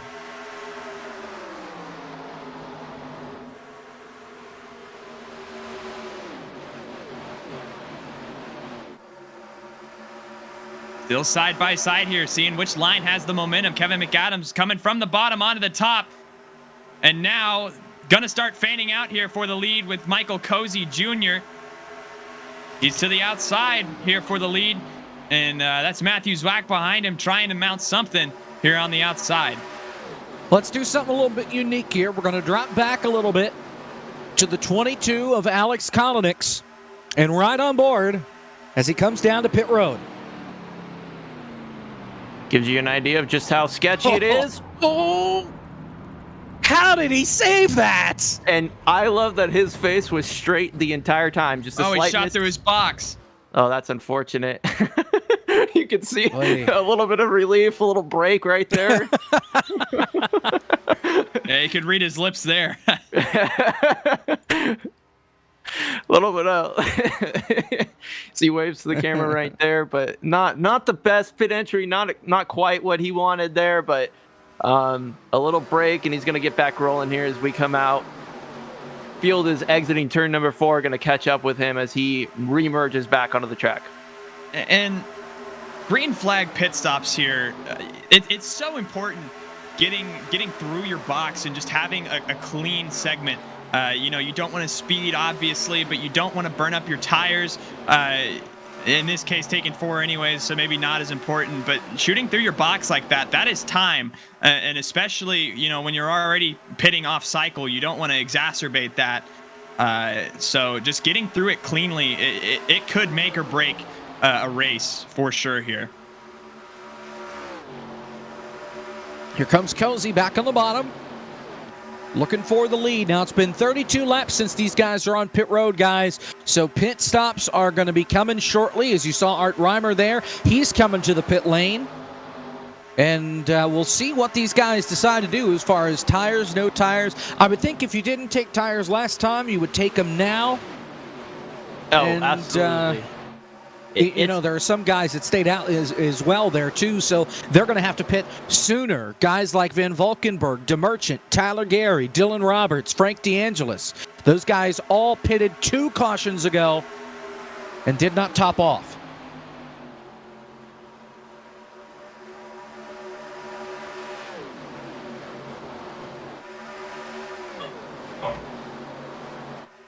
And, looking through this field right now, as you said, this pit window is just wide open right now. I'm expecting to see some of these guys that did pit a little earlier. They might come down within the next, lap or 2.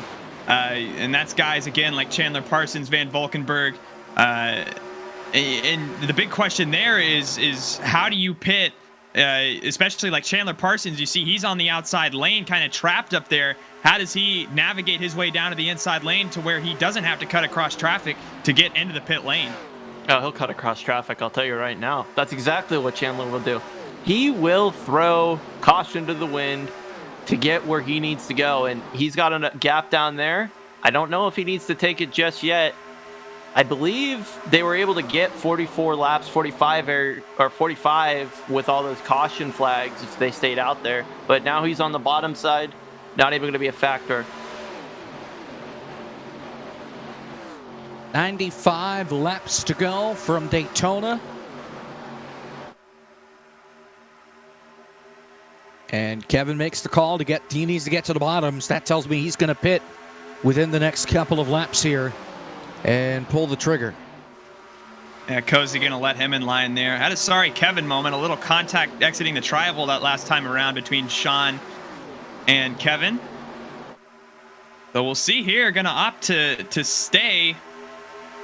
But again, with that call to try to get to the bottom, here in the next lap or two, for sure, we're going to see this main pack pit. Lap car ahead, that's Sean Begley. They're going to get to him in just a little bit. We've seen Begley have some issues on the racetrack tonight.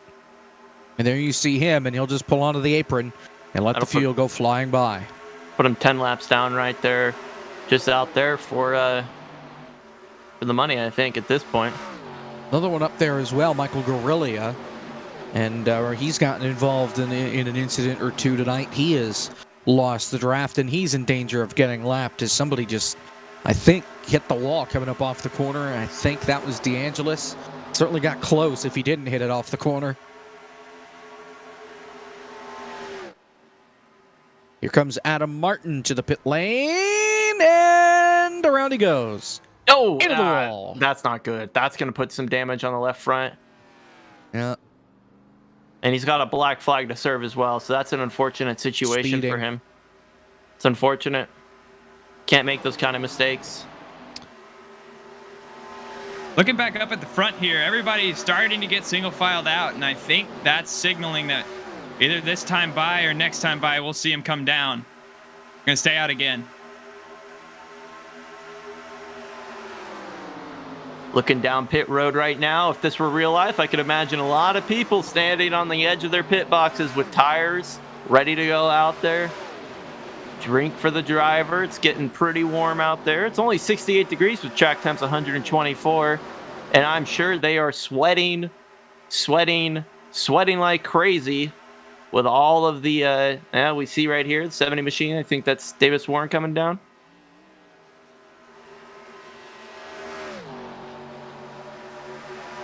And you're going to see a good chunk of them this time over the radio, getting extremely busy. This front's going to stay out, but you see guys, I know Tyler Gary signaled that he was pitting. Van Valkenburg as well. That's Corey Henry in the 25. Ooh, Tyler Gary, black flag, speeding. That is so unfortunate for him. 5 cars take it down. Tyler Gary going to have to serve a penalty here.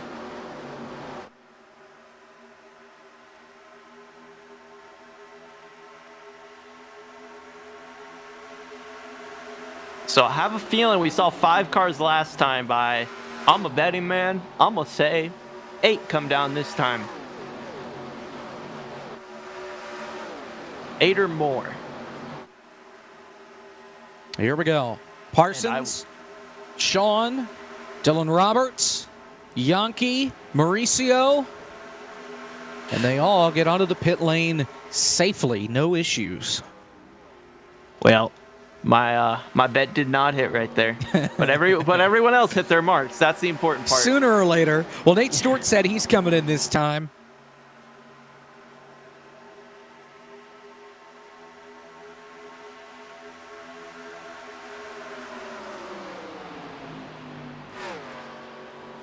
Seth the Merchant, 45 laps right now. He's one of those people that stayed out. There is a slow car, Frank DeAngelis. I think he might be out of fuel. Here comes DeMerchant. Oh. That's not a good situation right there. Black flag, though, for Nate Stewart. DeMerchant was okay. But, yeah, Nate Stewart, woof. Trouble for him. I think Frank DeAngelis ran his engine completely dry right there. He was coming down pit road, and I did not hear a peep out of the exhaust. He looked like he was slowing down through turns 3 and 4. Just barely is going to calculate that just perfectly, but going to lose a lot of time because he was not able to go down at pit road speed. All right, so Cozy's coming in here this time off the corner. That allows Conrath to take the lead. Party of one. Wow. Wow. I don't know if maybe there was some miscommunication and he wanted to pit with the Merchant that last time by. Cozy does not speed, but he better hope for a caution if he wants to hang around with the lead pack here. That is a lonely place to be. Pit road in the middle of a cycle, the only one to come down on that lap. And that's really interesting there, that everybody left Cozy out there. Whoa, Logan Helton. Saved it, wow. Oh my goodness. He got hit by Kwame Scott. Just ran him over.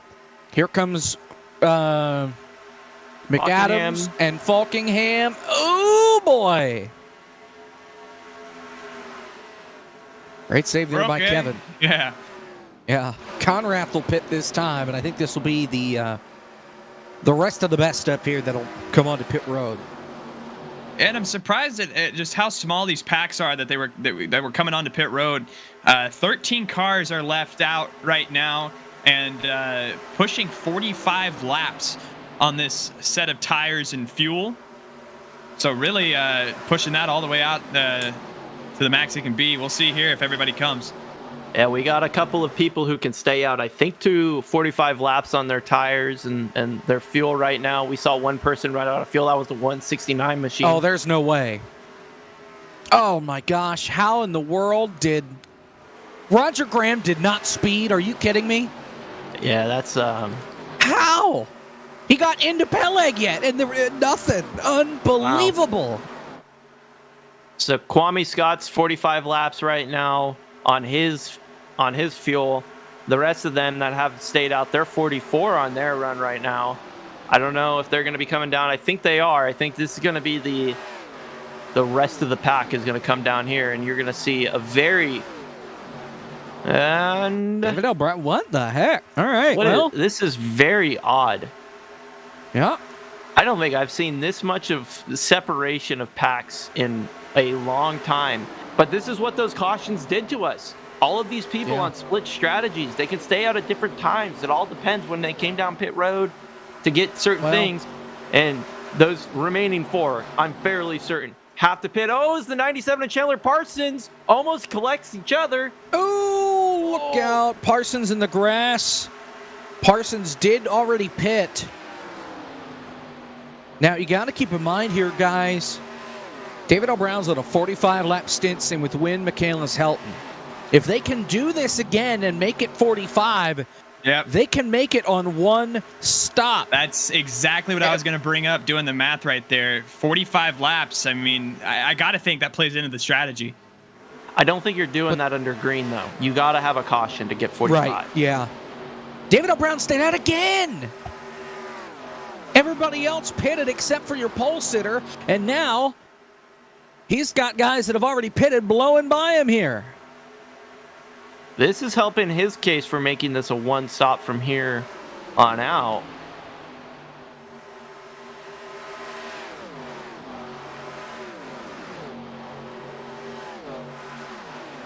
See him come down pit road right here. Yep, here we go. Do not speed. Whatever you do. Oh, man. That was close, but he's good. Caution's out. Oh, Trouble there is turn 1. Tyler Gary is... Oh, my God. He got hit by Cozy. Tyler Gary got turned by Nate Stewart and hit Kyler Wynn on pit exit, and he blew over. Oh, no. Oh, my God. Replay. Immediate replay. And just focus on the 86. Oh, Cozy has a meatball, as does Tyler Gary. This is the worst crash I've seen on iRacing, period. Roger Graham is playing Amazing Grace. I mean... Yeah, here's the replay. Watch Gary right here, excuse me. You'll see Nate Stewart trying to get down to the inside. Big block from Tyler Gary, and just gets misaligned on the bumpers. You'll see it right here. Goes around, blows over into the lap car, and then... Oh, what the? I don't know. That's... Yeah, That skipped ahead. Yeah. Yeah, it does a horrific rollover. See if we can he get digs it this in. time. It's like the suspension brakes when he lands. Oh. Right there. Oh, man, and it flings him up. It ripped the wheel off. You see the wheels gone? That's terminal. And then lands right in front of Cozy. Nowhere for Cozy to go. Couldn't read the redirect off the wall. And Tyler Gary and Michael Cozy Jr. are going to be out of the Legend 500. I'm hoping maybe our producer can get a rear-facing onboard after this one from Kyler Wynn's car, so you can just see the speed differential, because that's got to be terrifying. Yeah, I think saying that's terminal might be an understatement. I mean, he might not be showing up next week or the week after that with how bad that one was. Did you see the tire that flew to the stratosphere there? See right here.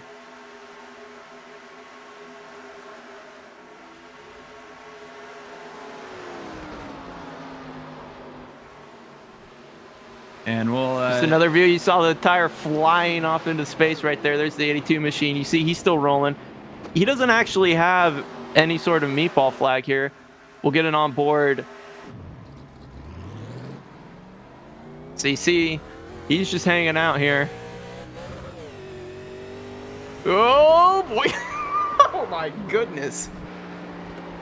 Wow. Wowzers.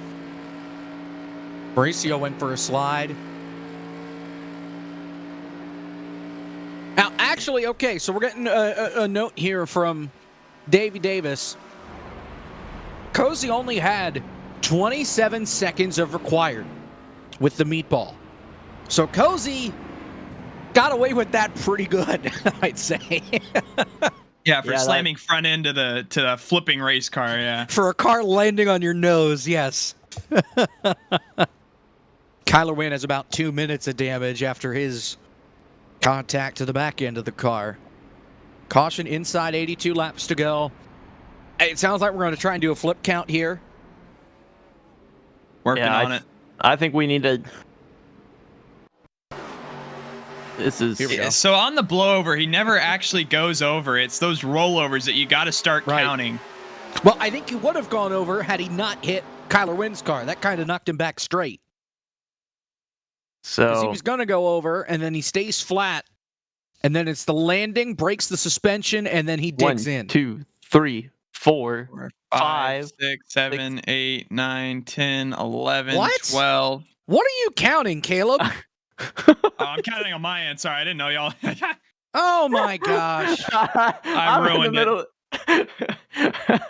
Like, I don't know what's going on, but he's getting to a lot higher number. What in the world are you counting?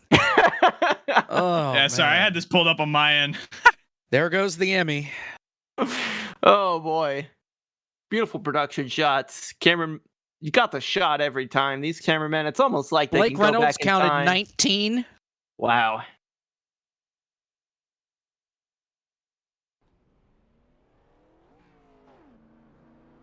Sounds like we're having a scoring error, by the way. So this always happens during green flag pit stops. This is gonna be a headache.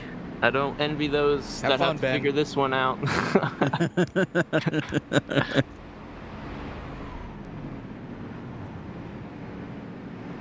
David L. Brown is going to be scored the leader here, which is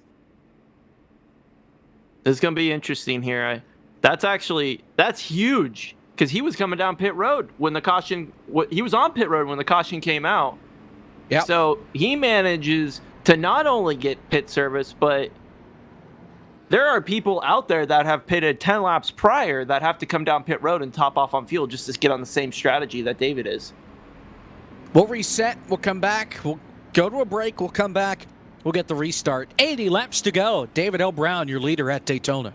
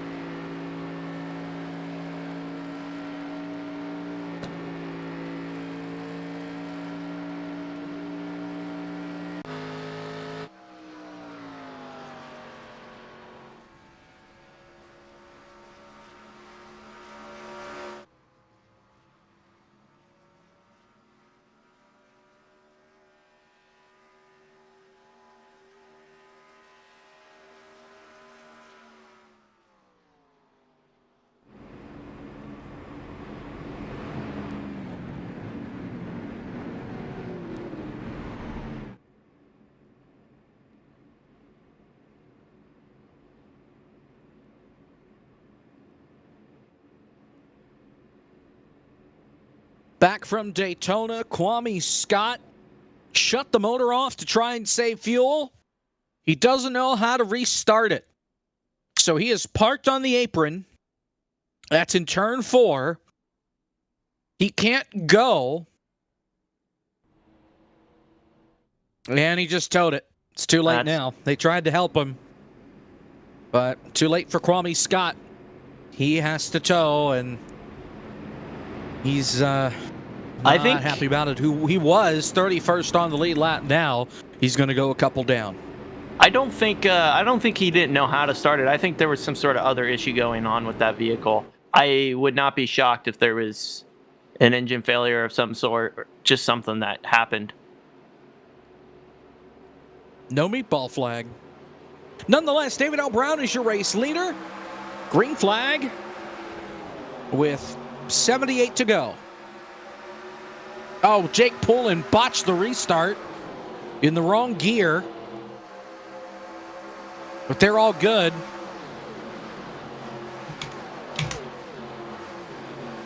Up at the front, Phil McCandless blinked out for a fair amount of time there and stacked that bottom lane up just a little bit.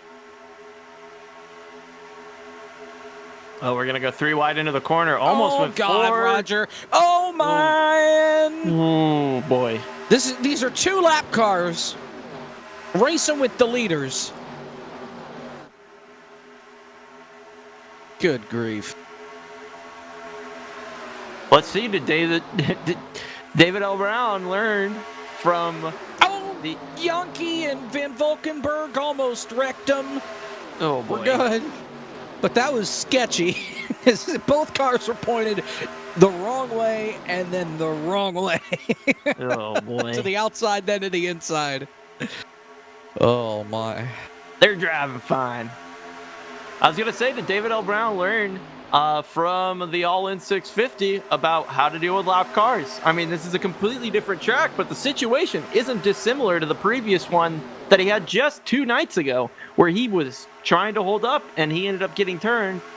I don't know. I don't see the same pressure as the All-In 650, though, because if they're in the top 5 of those lead lap cars, they get gentleman ruled, waved back around. So I don't see the pressure being as high as it was previously.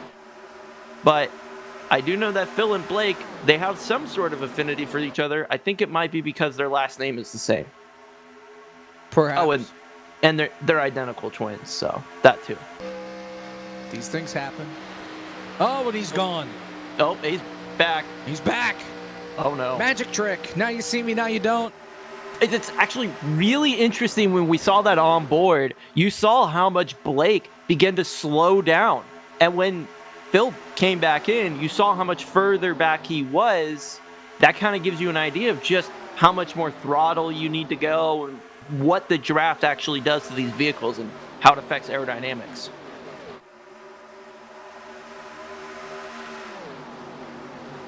Things have calmed down for the moment, and man, Philip has to get that fixed, or yeah. Or he's going to get abandoned like that. Maybe not. Oh, goodbye. Welcome back. Yeah. That car is fine now, but Yeah, boy, and, race control there was telling Phil he's got to get out of this lead pack if he's blinking like that. it's unfortunate. For a good reason.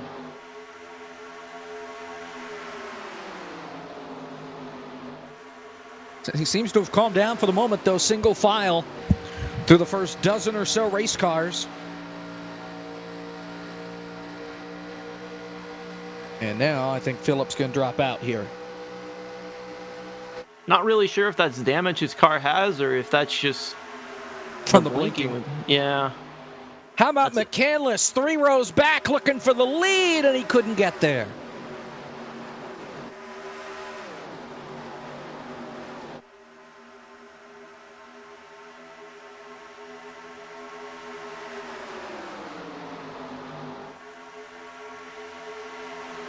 Now he'll try it. Help from DeMerchant. And the underdog car to P1 with 73 laps to go.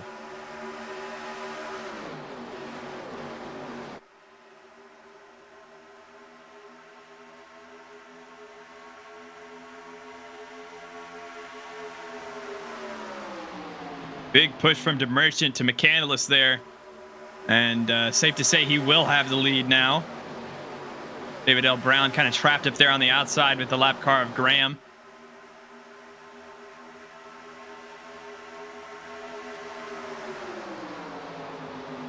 Philip can stay where he's at right now when a caution comes out. This is going to be the best situation for him. He can go back down to being on the tail end of the lead lap if he can get that gentleman's rule. I do think he's actually the first car one lap down at the moment. Oh, nope, correct. That's Josh Parker directly ahead of him. It's a big battle right now for the lucky dog.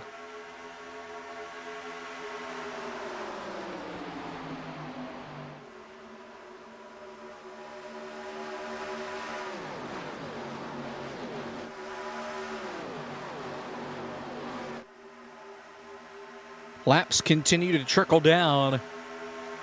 You're from Daytona as we're looking at roughly one more pit stop to the end of this race.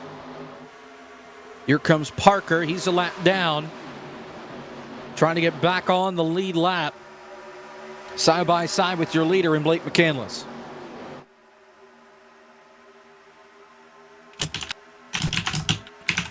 Yeah, down the backstretch still. Blake McCandless trying not to get shuffled out. David Brown has... Oh, is Josh Parker's going to get loose on the apron? No, not in front of the field!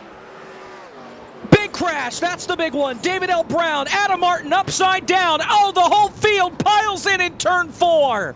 The big one in the Legend 500 takes out a dozen cars. This was a 25-car pack that was coming through here, and that was mostly lead lap cars, but there were 5 lap down cars involved into that. Let's see how this plays out long run here. Who gets laps back and who can get their car rolling again? A lot of damage for Adam Martin, David L. Brown. Take a look at the meatball flags. Philip McCandless, Eric J. Smith both have them. They're the only two. Gonna see that 04 get the apron. Couldn't hold on. Got up into Merchant. And you see Quarter pile in. There goes Falkingham. That tips McCandless up. And you see they're wrecking in the background as well. Adam Martin up and over. Dylan Roberts, Chris Davis, Poulin, Aaron Smith. Frisch just stops, and I think he avoids it. Yeah, I'm just steps out from underneath him. Once he clips the apron, it's just over. He even tags DeMerchant a little bit, and once Phil McCandless goes around as well, it's just, I mean, the track's basically blocked at that point, and you can see right there, I mean, just no way you're getting through that. Van Valkenburg makes some more contact with Josh Parker, Roberts as well, and just a bunch of fast cars that are going to have a lot of damage now. Now, I've spoken to drivers in the past, and one of the things I hear is aerodynamics in the pack versus aerodynamics when leading the pack. It's a much different scenario, especially when you're getting that push from behind. The rear end of your vehicle tends to be a lot lighter from that air bubble pushing that rear of that vehicle kind of up. And I think what that might have been is Josh Parker's first time going into that corner with that kind of scenario where he was at the lead of the pack, didn't quite understand how that car was going to interact, and you see the results right here. On board with Adam Martin.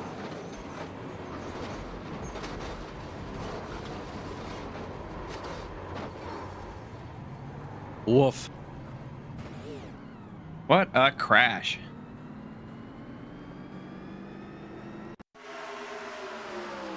By far the biggest one of today. Remember, no fast repairs for these guys as well, so they're stuck with this damage the rest of the night. Adam Martin did not have a meatball after doing that right there. A little tumble over. That's actually pretty lucky. Yeah, Eric J. Smith and Philip McCandless were the only two that had a meatball after that. So your race leader is Michael Guerrilla. He took fuel only. He leads Blake McCandless, sent to Merchant. They took 4. Corey Henry took, I think, fuel only. Then Zwack, Falkingham, Helton, Conrath, Parsons, Van Valkenburg, Yankee, Peleg all took 4. Kevin McAdams Fuel only. 13th.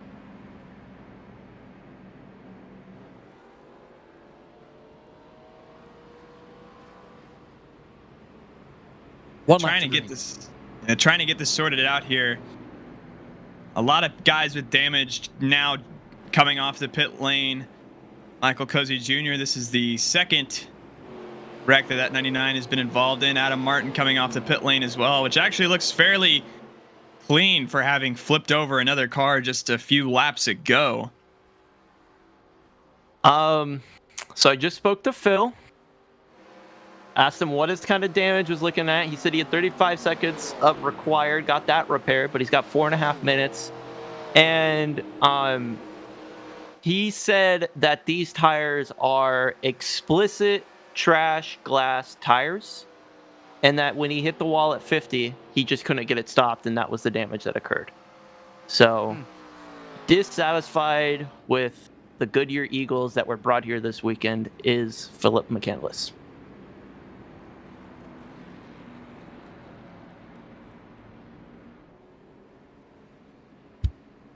Yeah, I mean, looking here, this shakes up the field a ton. I mean, see Michael Guerrilla now with the lead. Blake McCandless, who was up front, set the Merchant. Corey Henry, Matthew Zwack, Chris Yonke, Sean Peleg. I mean, Chris Davis as well. You can see in the top 15 as well. A big shakeup here, and we'll see how these new faces can interact on this restart. 68 to go. Green flag, 67 to go when they get the green. Michael Guerrilla, your race leader. Then Blake McCandless, DeMerchant, Henry, Zwack, your top 5. Interestingly, nobody in that incident list last time is actually out of the race. I don't even think the people who had meatballs lost laps. This is actually quite incredible for a big one.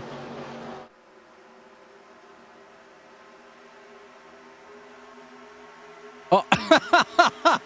Guerrilla trying to block Logan Helton. Helton saying, no, thank you. I'm passing you anyway.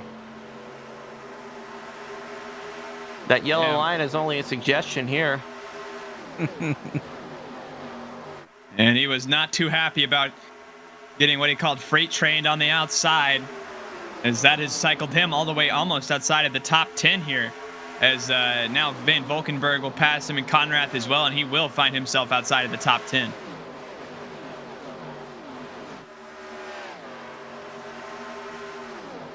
Oh, Corey Henry a little loose there in the middle of turns 1 and 2. That's going to allow Helton to get by, and it might allow Chandler Parsons to do the same thing. Now Van Valkenburg as well. Coming up on lap traffic here, Michael Sturgill, they're going to catch him very shortly here.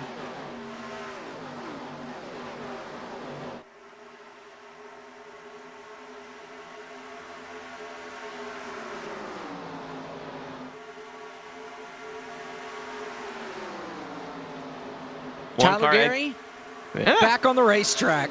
There we go. You and me see the same things at the same time. We get excited. Well, it just so happened that we passed him. He's only 18 laps down. After he's down less laps than he flipped. He flipped 19 times. He's only 18 down. Wow, that's impressive. You know, I also think another thing that's very impressive is we only have 3 drivers out of this race right now.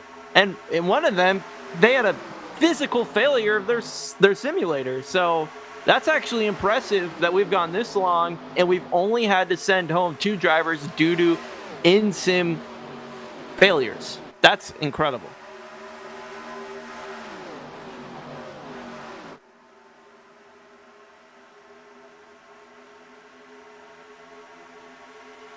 And Zwack fighting hard for second with McCandless. Go ahead, Caleb. I was just going to say, looking ahead at this main group, with how these cautions have fallen, everybody right now about lap 5 or 6 on this stint. So if we see what we saw just a few runs ago, I mean, if we see some guys like David Brown, for example, was able to stretch that tank all the way out to 46 laps. I mean, looking at that, it'd be with just about 20 laps to go. So I'm just wondering if we see anybody try to maybe play that strategy just a little bit differently, or if they'll ride this tank all the way out.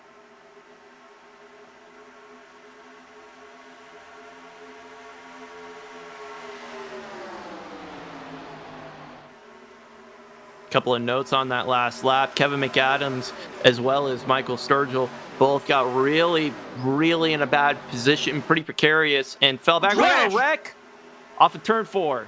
Chris Davis around. One car got turned up and into the outside wall. That's Michael Guerrilla, who went straight up the track in turn 4. He just got loose and straight up into the wall. Melillo got a piece of it as well. Not a lot of damage. Chris Davis did a whale of a job hanging onto the car. And Caution's out once again. I think that's 015's day done right there. I don't think Michael's going to be able to get that car going in the right direction. I mean, he could do 4 or 5 minutes, but is he just going to stay out there and run laps down? I mean, he could if he wanted to. He's missing a right front suspension. Yeah, and I mean, you'll see it when we get a look at the replay. Hold on, Justin here just spun under caution. Justin spun it on the apron. Oh, we got a wreck after the caution. Sean got wrecked under caution. Oh my God. They're wrecking again. Yeah, Aaron Smith is around. What is going on? What is happening? Kyler Wynn rammed into the back of Mitchell Riggs, which got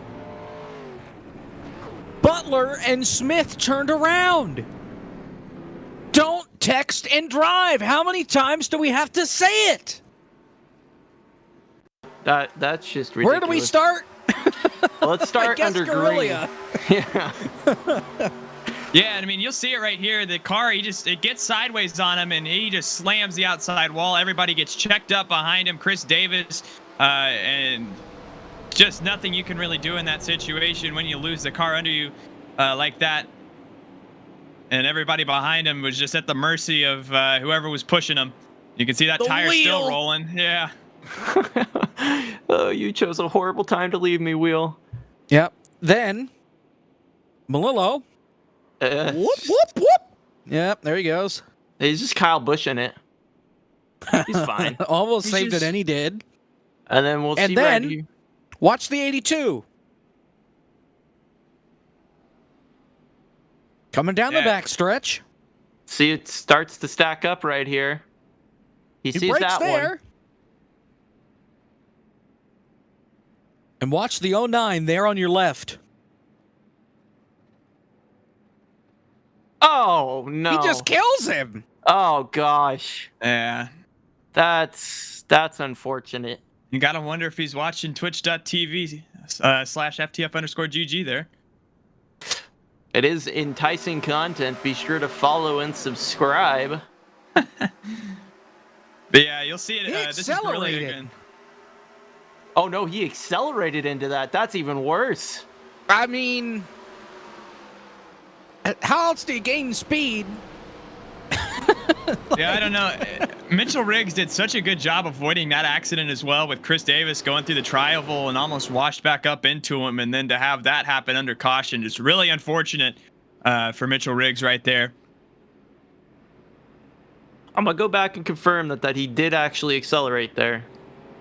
Well, I mean, he accelerated at the fact that he was going 90, okay, 98, 99, 100, 100, bam. If we can get an onboard, Zach, with Kyler Wynn. He definitely was not slowing down. You are absolutely correct. Looking at the telemetry I don't know right if he here. thought he had to. I don't know if he thought he had to catch up more or what. But he just flat out drove through him. So Wynn's gonna miss the wreck here, right? He misses this. Gets through all that trouble. And then half a lap later, calamity. Super speed, here we go. Look how fast they're going under caution. Wow. Oh, Yep, there you see Melillo's deal. All right, now here we go. Down the back. Watch the white car right in front of him. Well, the other car that's driving by And without a tire. just listen.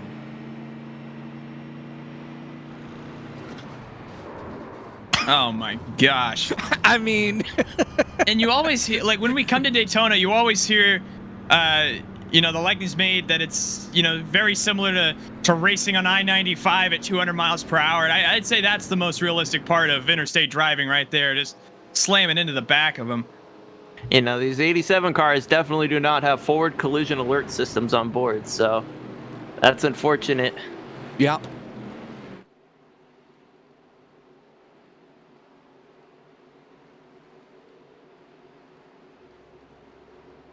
"59 laps to go." That's the most Tyler O'Neill thing I've ever seen. Green flag. Gary on that inside did not get going, and he's going to pull off all the way down onto the apron, and I think he might be... He's going home. Yeah, he's calling it quits there. Yeah. Held up that entire inside lane, though, and completely shifted how those lap cars are going to have to race after leading them. Oh, almost big between Alex Kolonix and Zeth the Merchant. They almost got stacked up. A great save from Kolonix to keep it straight. We stayed green. Back up at the front, Garrett Conrath battling Logan Helton. This is for the lead off turn number 4. Still side by side. Chris Davis to help. He is still on the lead lap, might I add, after being involved in the crash. After folks pitted, most of them taking just fuel only. Chris Davis among them. And that puts him 5th right now. Right there on the outside is the 76 machine. That's Kwame Scott. He was having issues getting his engine started. He's now 1 lap down, trying to stay the first car 1 lap down. He's battling the 70 machine, which is right behind him, about 2 car lengths. And DeMerchant in the middle almost turned Chris Davis. Aaron Smith just trying to get out of harm's way. The other 70 machine, not Aaron Smith. He's the 700.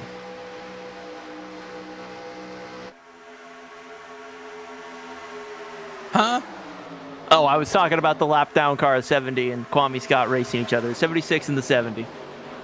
Carry on. We're side by side throughout the field. I was talking about the yellow car that was getting out of harm's way up on the outside. Oh, trouble! Car round off turn 2 to the inside. Ethan Quarter, I do believe, and it is. Still green, single car. But he's going to lose all that track position.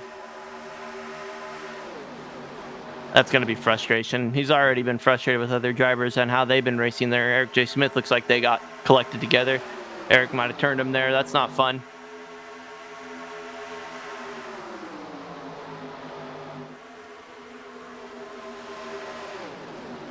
Closing in on the final 50 laps.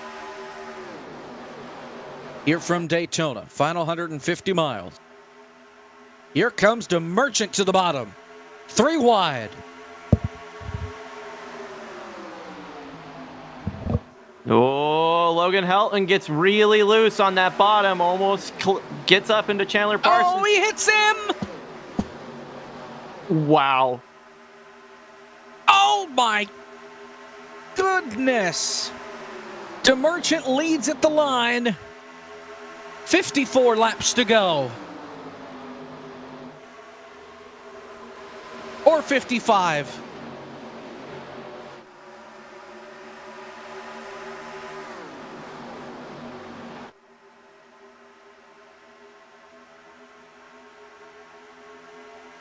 And still, remember, from here, they're still going to have to make one more stop. Ooh, Oh, Chris and it might Davis. come right here. Chris Davis. Frisch, and there goes Roger D. Graham. Yankee. Van Konix. Valkenburg. Oh, man. Nate Stewart.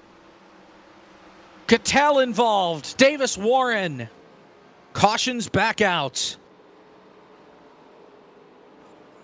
Oh, Konix just hit the wall again here on the front straightaway. He's now got roof damage. Sean Butler involved in that. That's Meatball for Van Valkenburg. That's it.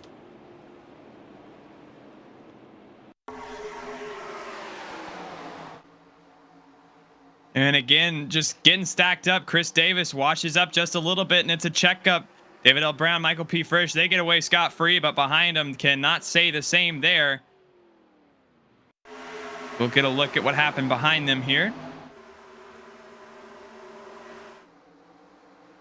I'm watching this 97 machine right here. I don't see anything that is clearly like maybe a little right front damage there, but he still has his tire. I think he might actually be able to get away with a fairly short required repairs here. It's going to be quite a bit of optional, I think, but I think he'll be okay, and I think he can go out there, maybe only lose a lap.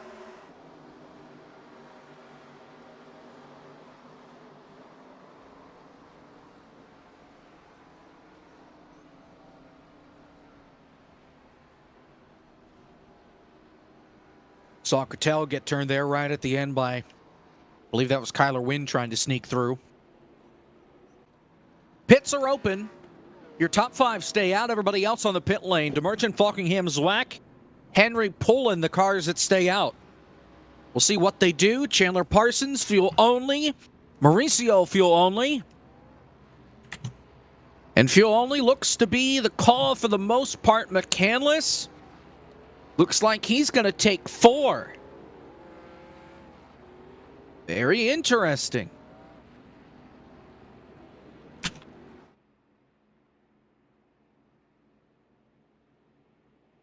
Kwame Scott's going to get the lucky dog here, so he's back on the lead lap after his engine issues.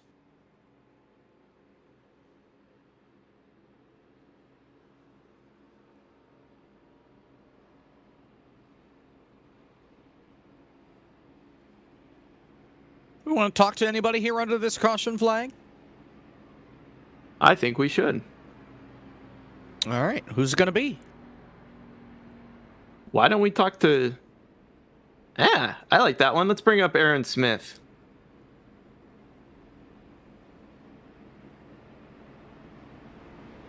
Aaron, how you doing? Yeah, we're doing all right. Just fixed another 12 and a half seconds of damage, and we're still digging out here.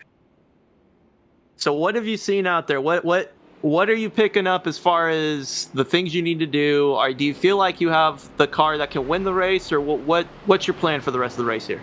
Well, my first priority is to survive. There have been a lot of incidents that I've been pushed into these past couple cautions, and if I can stay out of those, I should have a solid shot at the end. But got to fix a little bit more damage here. But after that, I'll think more about it. How much damage you got left? Just a little bit? Yeah, about 5 seconds. I just want to make sure I get all of it before I get pushed into a wreck again. Fair enough. You started 42nd. You're running 22nd. That's a contender potentially for the biggest mover of the race. You think you got that? I'm not too sure. We had a lot of fast guys start towards the back, but if I can make it through the rest of the race with a clean car, I should have a solid shot. Awesome. Sounds good. Well, good luck, and we look forward to seeing your yellow car going right through the field once again. All right. Thank you. Sponsored by the color yellow, Aaron Smith.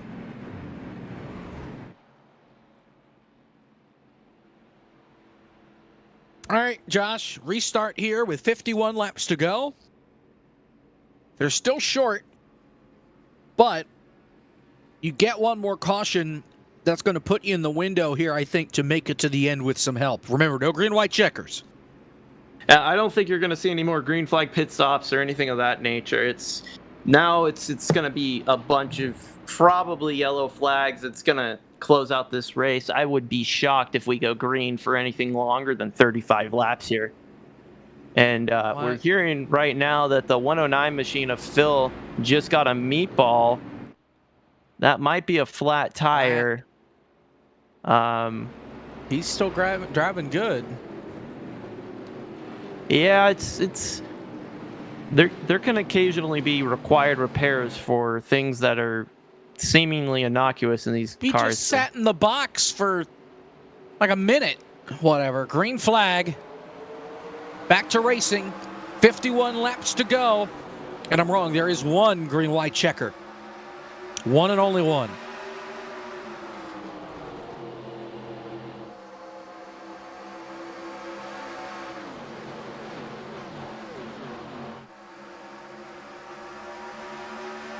.34 cars on the lead lap as we exit turn number 2. Oh, Nate Stewart. Oh, there's a wreck. Adam Caution's Martin out. around again. Oh, is he going to keep all tires on the ground? He does. Back of the field, Stewart, Martin, and Josh Parker. A wild ride again for that 87. Kyler Wynn got a piece as well. That's what kicked Adam Martin's car up and into the air. You can see it developing replay. right here. It's hard to see from this angle what exactly happens, but it's just kind of two cars kind of coming together in a situation. I mean, the 87 keeps all his tires on the ground. I swear, I've seen more of the bottom of that 87 machine than I've seen the top of it this whole race. Yeah. Another angle. Stewart said it was his fault. Yeah, you can just see, yep. just kind of comes down. 87 machine. Oh, how that thing is still running is a testament to the realism of this sim. All right, well. Little onboard action here, just vibing. Yeah. Oh, Phillip barely avoided getting absolutely clobbered in the right rear. Oh, and he still has to fix that meatball, so. This caution was perfect for him. He gives him the opportunity to come down and take care of that meatball. 50 laps to go in the Legend 500. Somebody's going to leave here a legend.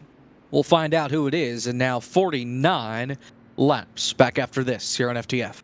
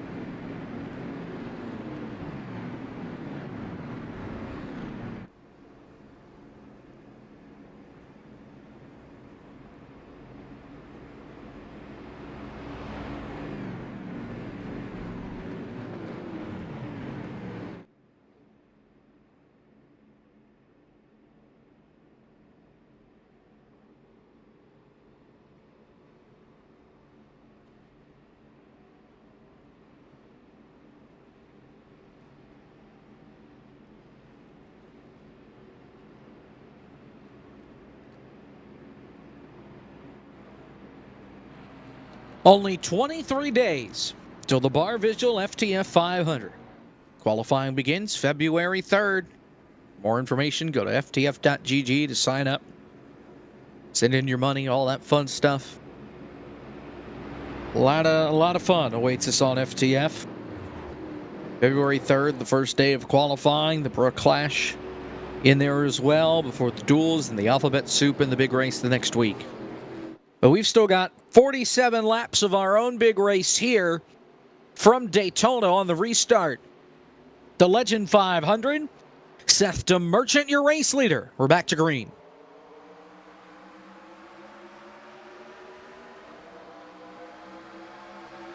And Sean Begley there on the inside, he was really he was about to pass the entire pack, slammed on the brakes and lost all his momentum now, so he's fading back up at the front though. Daniel Falkingham side by side now with Seth DeMerchant. Matthew Zwack behind Falkingham, giving him a nice push out front. Here comes that outside line. It is rolling, and Falkingham out in front for the first time in a while for Zwack, the closest he's been to the front all race long. Back there, Philip McCandless is slowing down that inside line, almost caused a wreck off of turn number 4. His meatball was for a flat left front tire. He was able to get that repaired under the last caution and got the rest of his optional repairs done or almost complete. Still a lap down, but making his way back. He's on the comeback tour now. Here comes DeMerchant for third.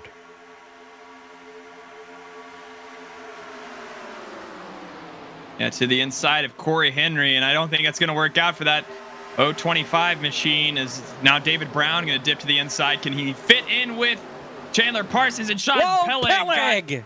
Peleg got way out of shape there in turns 3 and 4, and he's going to fall way back now. But lucky to have that car in one piece. Oh, man, and Chris Davis almost lost it going through the middle of 3 as Logan Helton looks middle of 3. Thinks better of it, falls in line behind Davis Warren. Sean Peleg continuing to fall backwards. Yeah, he could have kept going through that hole, but he would have wrecked. So smart move there just to get down in line and avoid the carnage. Those of you wondering where Kevin McAdams is, he's still mired back in 28th position, not able to quite get the speed that he had at the beginning of this race, or he's just waiting for the next big one to happen. Trying to hang around till the end. Maybe pull some fuel strategy as well. Maybe trying to save a little bit. Because remember, we're on the borderline here of being able to make it to the end on fuel. If you pit here in the next 3 to 4 laps, and if there's a caution in there especially, you can make it to the end. That was shuffling Cozy in the back. Cozy involved in that. Josh Parker off the pace. But everybody's all good. Oh, Davis Warren's in the wall. There they go. Into the wall, turn 3. Caution's out. That should have been a big wreck, and the fact that it wasn't was a miracle and a half. That almost absolutely wiped out, I believe, the machine of Sean Butler. Or is that Blake McCandless? I can't quite tell from back here. It was Sean. Ben was on the button for that one. And a great call there by Ben. Broken car, middle of the racetrack, other cars scattering. Here is the replay to put us under caution once again, and this will put us in the window here to make it to the end on fuel.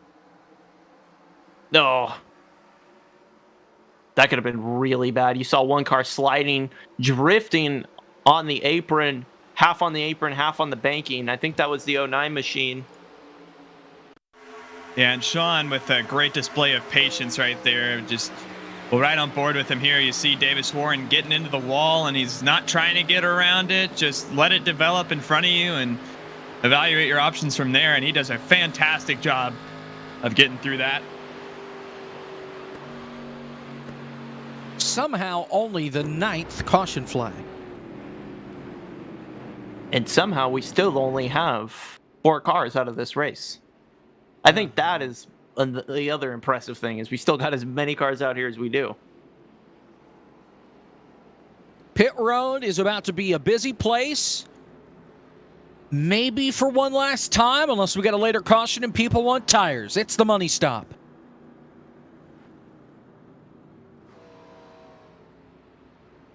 Four tires and fuel is going to be the easy call to make here, especially if you have 2 or 3 more sets of tires on the pit wall. You might as well use them while you got them. you're not going to get to carry them to the next race. Couple of people, fuel only. Oh, Fresh. this is interesting. I did not Chandler see that Parsons, Butler, Chris Davis, McCandless, Martin, Smith, Mitchell Riggs, Eric Smith and Aaron Smith, by the way, in that. Jake Pullen stays out. He's your race leader. I'm going to go find out exactly what the thinking is here, because this has me stumped. Maybe Why they not have bring him less into the tires. You know what? That's a great point. We should go ahead, and I think one that we saw do it was Sean Butler. Let's see what Heath has to say.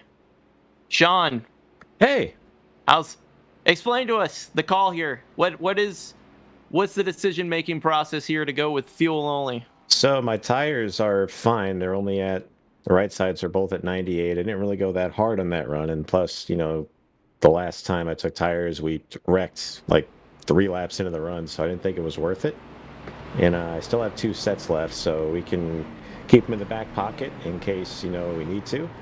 And I wanted to be potentially ahead of the wreck instead of directly behind it, like we just saw there. So Blake and I are kind of going back and forth on what we should do, and he's right behind me, and we're just juggling strategies everywhere. So right now, I think this will put me in a good spot to keep the car clean and hopefully make it to the end of this thing. It's been a tumultuous night, to say the absolute least, for the old 32.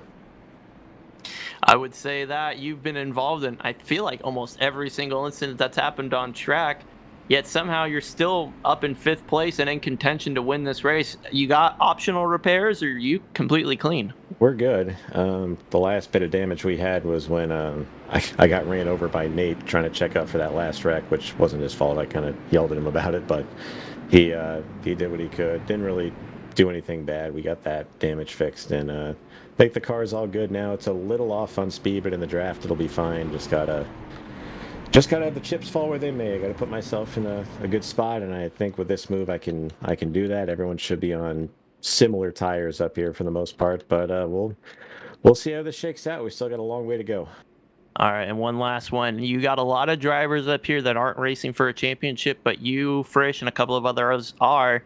How do you handle the difference of motives with the different drivers in the field? It's just finish. I mean, I'm not gonna get any points, by going for the win and making a dumb move and taking myself out at the end, which now that I say that, will probably happen. But I don't know. I just got to be smart and avoid everything and just bring myself up to 3rd at least on the final lap, so I give myself a chance. But we'll see. I just gotta take it lap by lap and be careful up here. I appreciate it, Sean. Good luck here. Thanks, guys.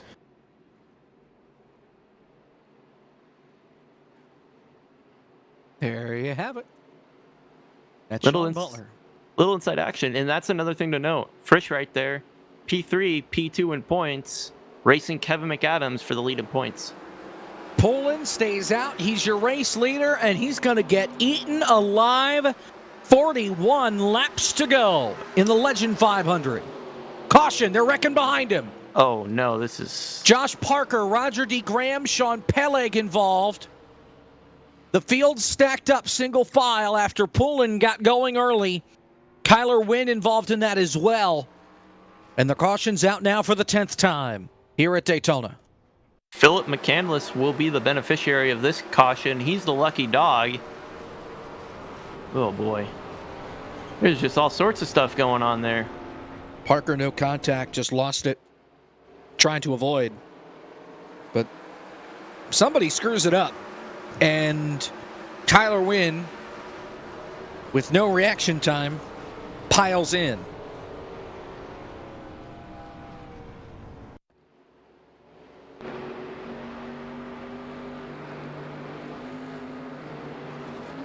Oh, man, that's just unfortunate. Little sack up there.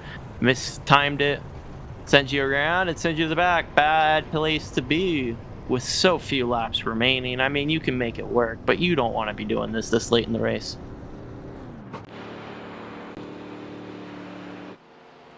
Now inside, 40 laps to go. I want to touch on this whole championship championship situation, because it can easily get lost in how big this event is, that you forget that there are also drivers out here who are racing for a championship. And one of those I really want to see what his thought process here is Michael P. Frisch. I think if he doesn't come down pit road here, I'd love to talk to him. We'll see if he stays out, and he does.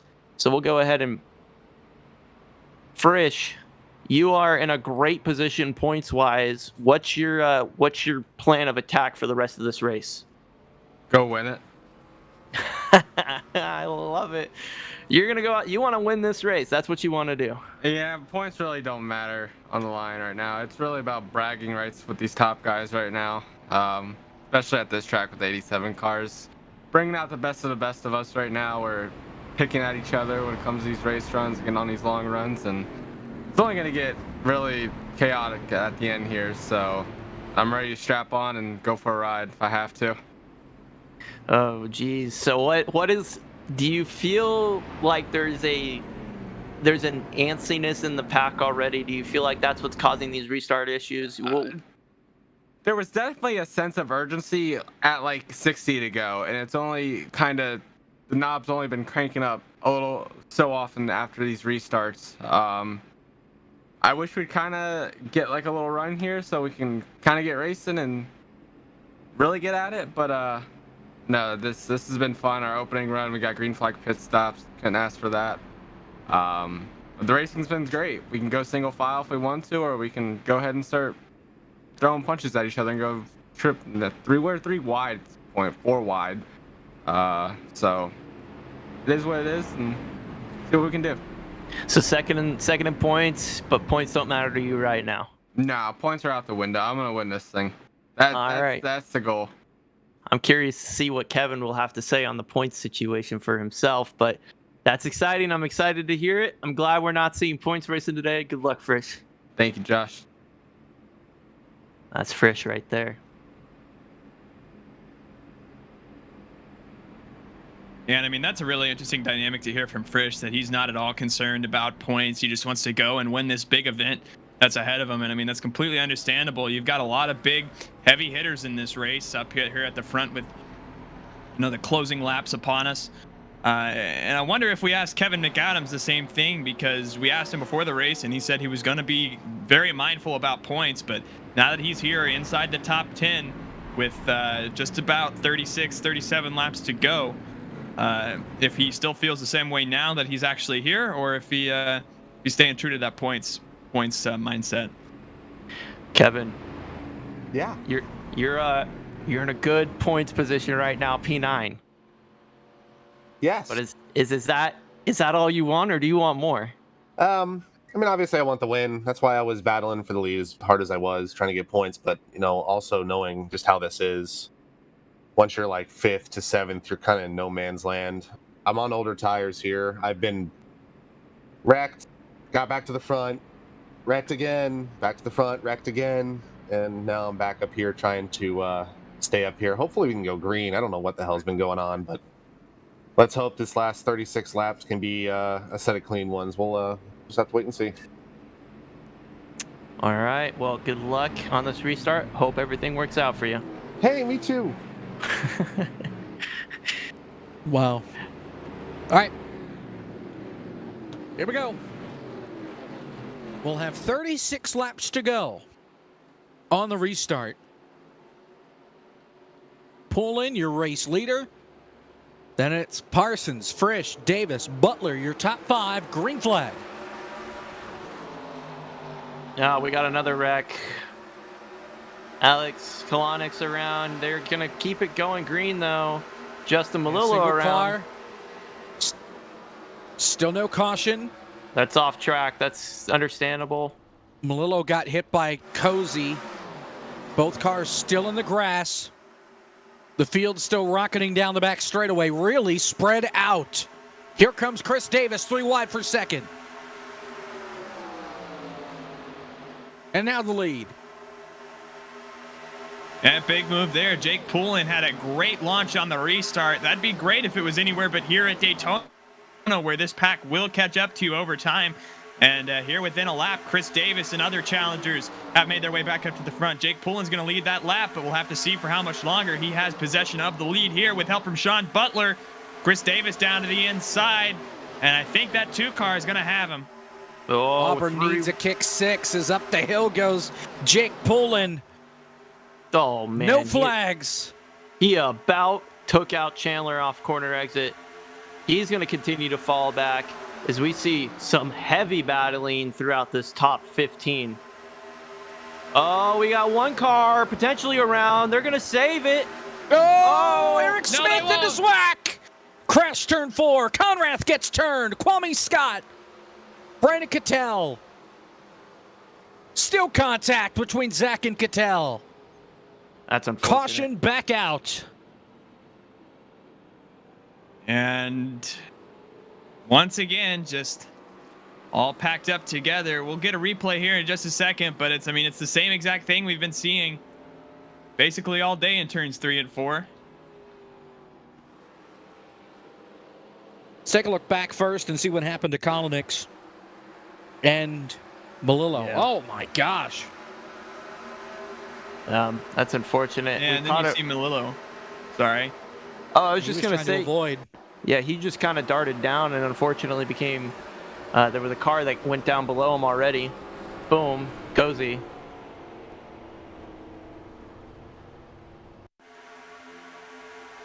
And then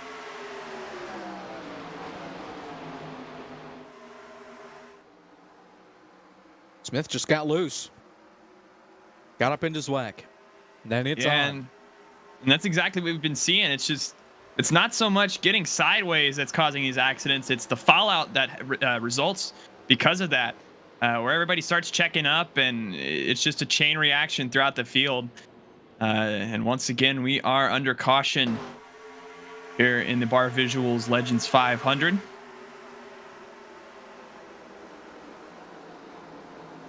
He gets loose and just goes up the hill. Yeah, Seth tried to give him the room that he needed, but there's only so much you can back off.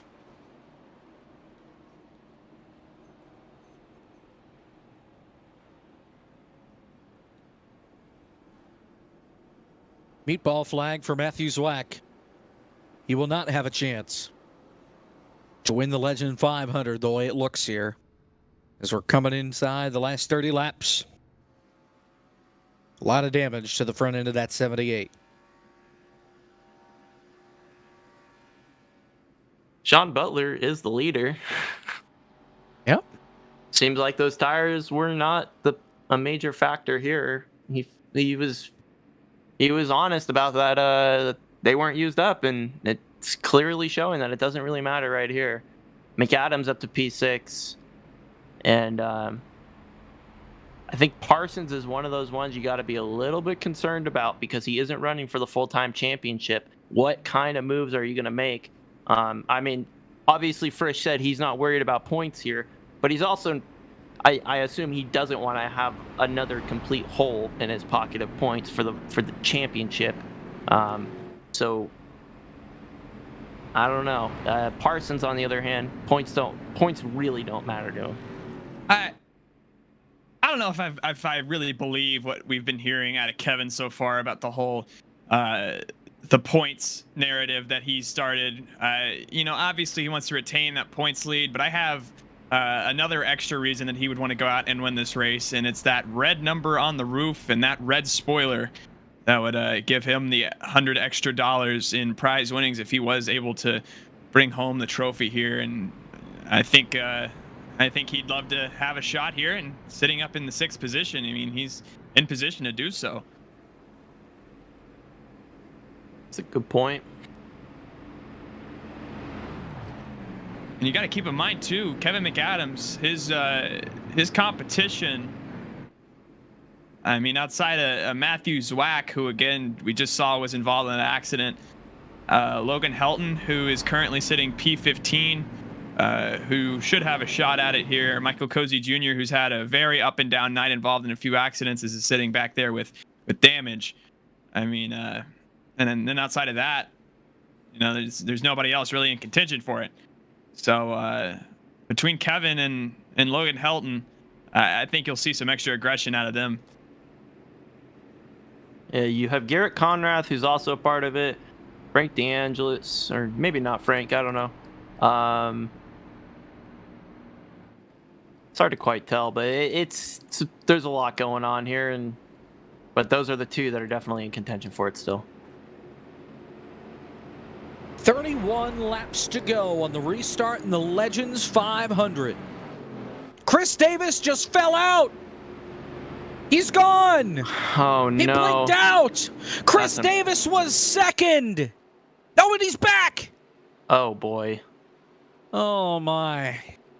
Almost the heartbreak of the century.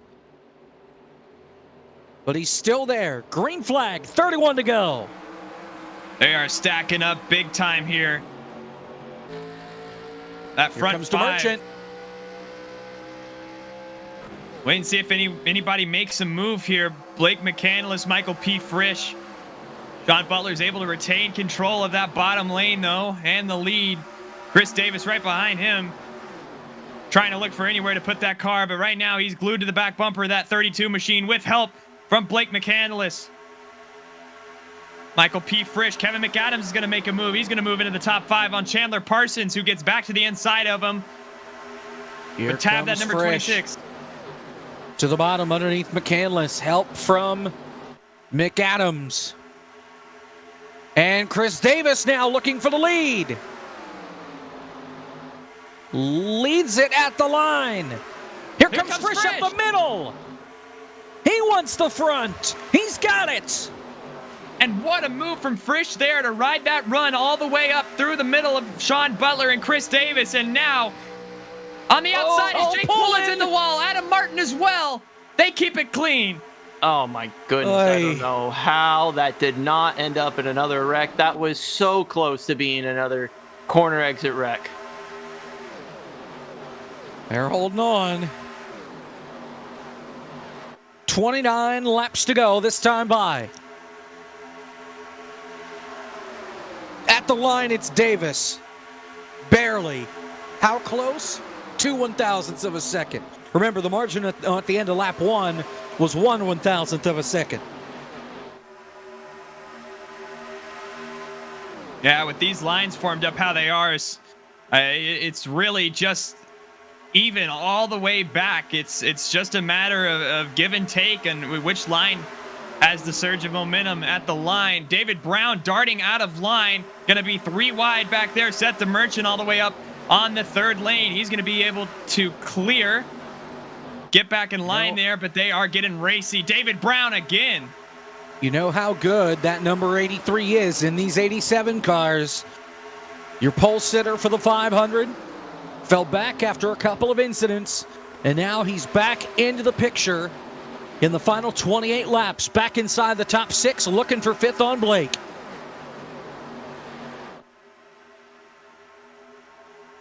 Still side by side, these 2 lanes up front.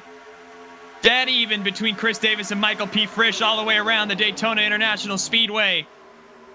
Sean Butler and Kevin McAdams both second in line. And Chris Davis really missed the bottom. And he apologizes over the radio for pushing up right there. Frisch got a little out of line there as well. This is the tightest these 2 rows have been since the drop of the green flag is in distance between the 2 of them. They are all over each other, trying to side draft each other back, not letting a line get the advantage. Here comes David L. Brown with help from Kyler Wynn. 3 wide for 3rd. And this is exactly what I was talking about earlier. It is in these super long races, when you get stuck in the back, you can see it by this pack starting to take 3 wide formation throughout this field. Oh, we got a spinner, Kwame Scott. Oh, there we go. Order. Oh, upside down, Nate Stewart. Vicious crash. Kolinick's in it. Into the catch fence goes Stewart. Caution flags back out. One car that is very happy to see this caution is Brandon Cattell. He's the first car 1 lap down. Now going to be back on the lead lap and in contention. Nate Stewart's still driving it. Oh my gosh. How? No. That's ridiculous. Oh, that car's broke though. That ain't. Oh, that seems like a lot of repairs right there. He weight shifted in the grass. Here's the crash. Back here in the thick of it. It's Ethan Corder who gets into the back of Roger D. Graham and tips the whole thing off. Yikes. Just a rollover. Over Kalanick's on top of Kwame Scott. And then a couple more tumbles in the grass. Have we seen an actual like completed blowover yet? I know we had the close call with Tyler Gary, but I don't think we've seen a full blowover. Onboard Kalanick's. Oh my lord. Completely under Nate Stewart. And you know what that reminds me of? It reminds me of the 03 500, right in that exact same spot. Dale Jarrett's on board, I believe, in the UPS machine, watching Ryan Newman flip through the tri-oval. Very reminiscent of that incident right there. We'll get another look at it from the tri-oval. And yeah, Ethan Corder, everything just stacks up there. And Nate Stewart, wow. Same height as the flagman. Barney got a face full of Nate Stewart there. Yeah, can we get a check on Barney? I think he's okay. Pits are open. 4 cars stay out. Falkingham, Roger D. Graham, Kalanick's, and Art Reimer. What is Eric Smith doing back there? All right. Everybody else pitting. Most drivers taking 4 tires. 2 exceptions, Kyler Wynn and Corey Henry. I thought tires didn't necessarily matter. Well, with 25 to go, most of the field takes 4 freshies. I think with about 15 to 17 laps on those tires, I think that's a new set of tires is a great decision right here. As we see, I believe that's Eric J. Smith. He just comes flying in here. What the heck? Oh. Look out. Hi, Justin. How you doing? Hey, Kwame. Don't mind if I pull right here. Let me back up. Hey, good thing we don't have to worry about virtual crew members at all. Mm.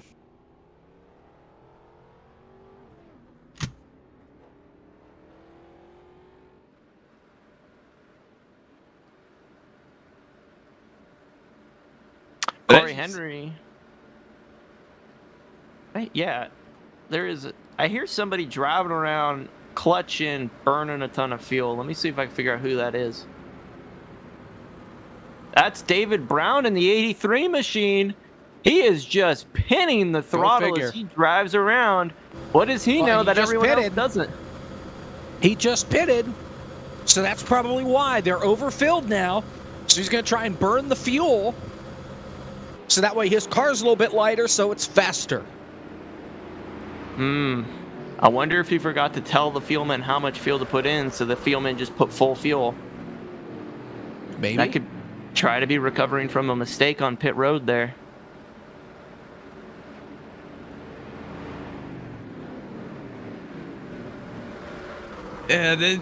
For Kyler Wynn and Corey Henry to both not take tires, go fuel only, that's big, I think, for these guys up on the front row, and Daniel Falkingham, Roger Graham, Alex Kalanick's, to be able to have a bumper to these guys on freshies behind them as Roger Graham is smoking the tires. Kyler Wynn is also burning fuel right now.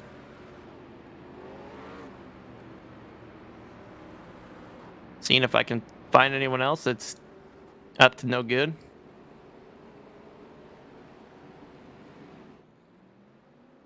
Those are the notables at the time.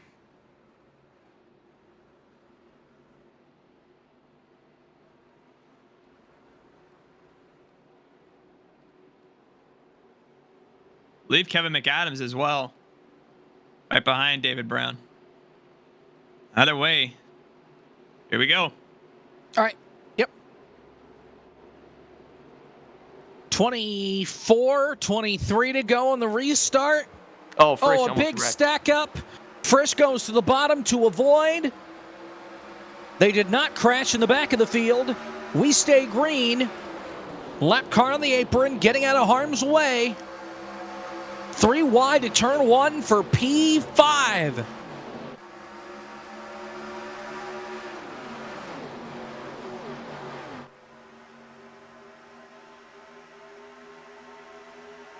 Frank DeAngelis getting a restart violation. He's been told to give those spots back. Here comes David L. Brown up the outside. Roger D. Graham a little off the pace, and Brown storming his way to the front. Oh, boy, top of 3. That was really close. I don't think Kalnick knew they were 3 wide until he almost made contact. Yeah. Here comes that McAdams up the middle. Contact again. Oh, man. It's Look at the merchant. Yeah, that's Under Reimer. Oh, that's it's gonna a little bit of contact. Oh, Into it's the going to send wall. Reimer around. Almost upside down. McCandless, Mauricio, Dylan Roberts. Pele. Big crash, turn 1. Gonna have to wait one more for your blow over there, Josh. My goodness, but these moves, though, they have got to be keeping people's blood pressure just through the roof. You cannot go anywhere without having moves that just leave you with your jaw on the floor. I don't know how this keeps happening. They got away with it for so long. Just moves Art Reimer up the racetrack, nowhere for Chris Davis to go. And Art does get a little bit of air there, but not nearly enough. Oh boy. I think, unfortunately for Seth, he's probably going to get pinned with this caution here, and that's going to send him an EOL, if I had to guess. Dylan Roberts has a meatball flag for that contact right there. Sean Peleg in there as well. Garrett Conrath, that's Sturgill in the 90. Remember, we went 54 laps caution free to start the race. We've had, I believe this is caution 12 cautions since. Still with 20 to go. We have our latest person who has decided to throw the towel in. Nate Stewart is out of the car and done with the race. I wonder why.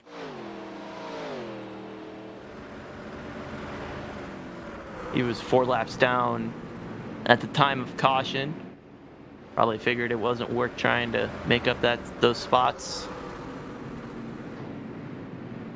Had Kyler That's went the to the 13th caution of the night.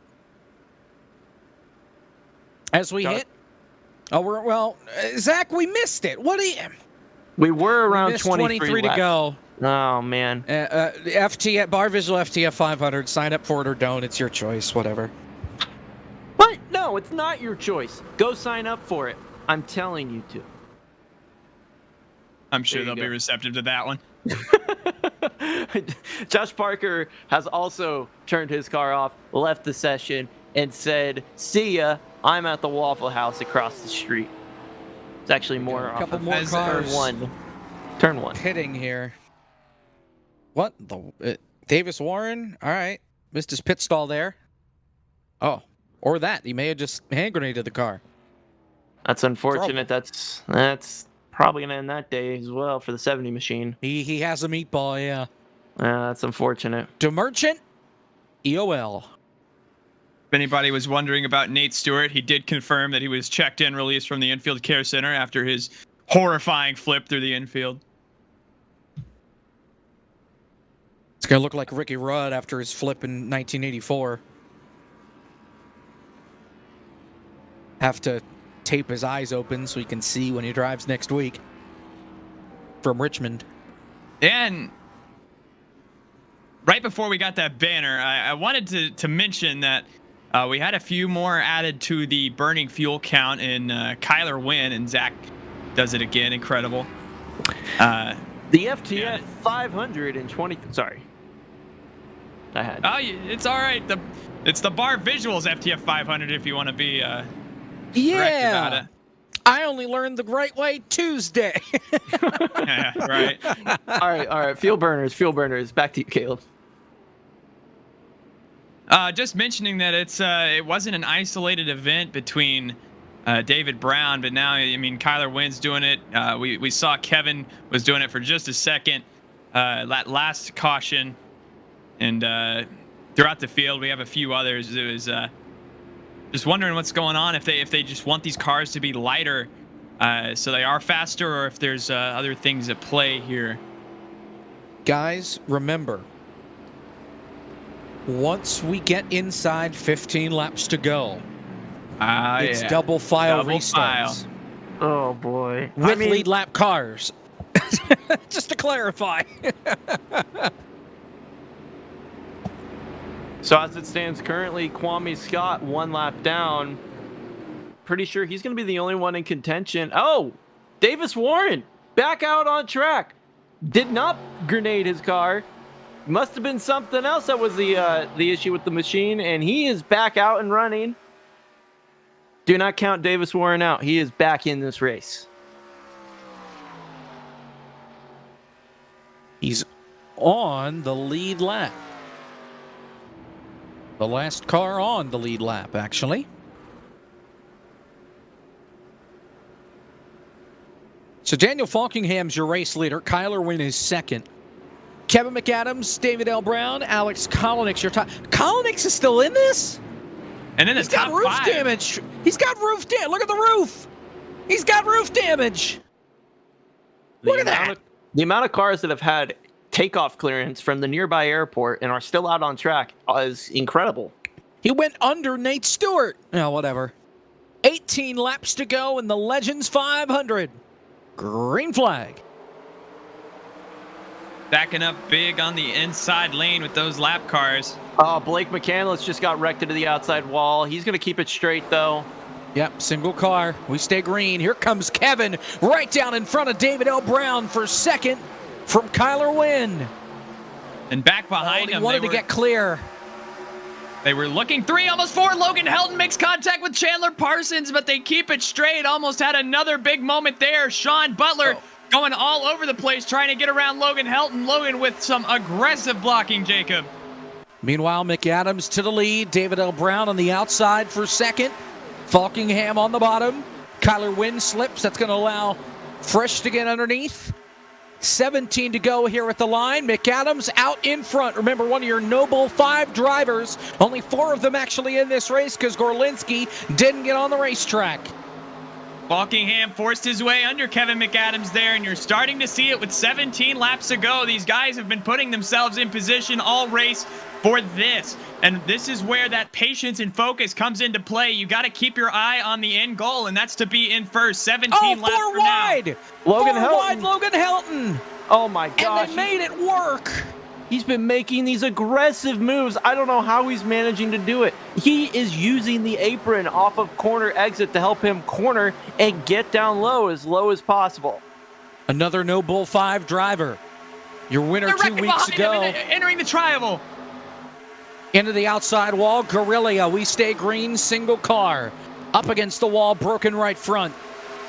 Second time for him that he's had that issue tonight, and that'll be it for him. He's 36 laps down. Wasn't in contention to win, but wanted to finish the race out. Unfortunately, Falkingham turns Kyler Wynn. They keep it straight. Parsons in the grass. Oh, my goodness. Oh, my. Parsons two-wheeling it. Like he's in a jumpy truck. He keeps it straight. Oh, it's getting real tight off of corner exit here. Kolinick's into the outside wall. He keeps it going forward, but he is falling backwards. 15 laps to go at Daytona. Oh, traffic jam. And all of a sudden as well, Cozy has made his way back up inside the top 15, aided by that. Out of turn number 4 there. Keep an eye on him as well. But back up at the front, Kevin McAdams and David Brown for the lead off of turn number 2 here at Daytona. Down the back stretch, headed to turn number 3. 2 very strong cars. David L. Brown not eligible for the Noble 5. Kevin McAdams is. Michael P. Frisch not concerned about points. He wants to win this darn thing. And he's got 2 of the strongest guys in these 87 cars on his tail as Sean gets a little loose off turn 4, keeps it straight. He's going to get a strong bump from Chandler Parsons. Never mind. Chandler dips at him and leaves him out to dry. But there is one driver who is making his way towards the front. The 13th is the 80 car of Brandon Cattell. Just shortly, not too long ago, was 1 lap down. Is now in 13th and looking to potentially join the top 10. Still a little too far back. They're a little unorganized outside the top 5 or so. Got to get that worked out here in the next 13 and a quarter laps. Still wheel to wheel at the front between David L. Brown and Kevin McAdams as they come back to the start-finish line. Peleg in the 4th position. What an up and down season he has had. He's in the picture to try and win the Legend 500. We have a restart here. We will for sure be double file now, so any lap cars are no longer going to play any sort of picture in these restarts. Oh, Chandler Parsons. Oh, taps the outside wall, but keeps it going forward. Yeah, get your thoughts collected now and take your deep breaths, because we're not going to have them here in about 3 laps or so when we get under 10 laps to go. Looking right now, Kevin McAdams, Michael P. Frisch on the inside. Will Logan Helton opt to join them in the tri-oval? He will. Behind them, I believe that was Roger Graham who made contact with the apron slightly, but they keep it straight. And these two lines are just deadlocked right now. Off turn number 2. Still side by side. Kyler Wynn, he's okay. Getting a little aggressive back there with Aaron Smith and with Roger D. Graham. To turn 3. Kevin on the bottom. David L. Brown still up on the outside.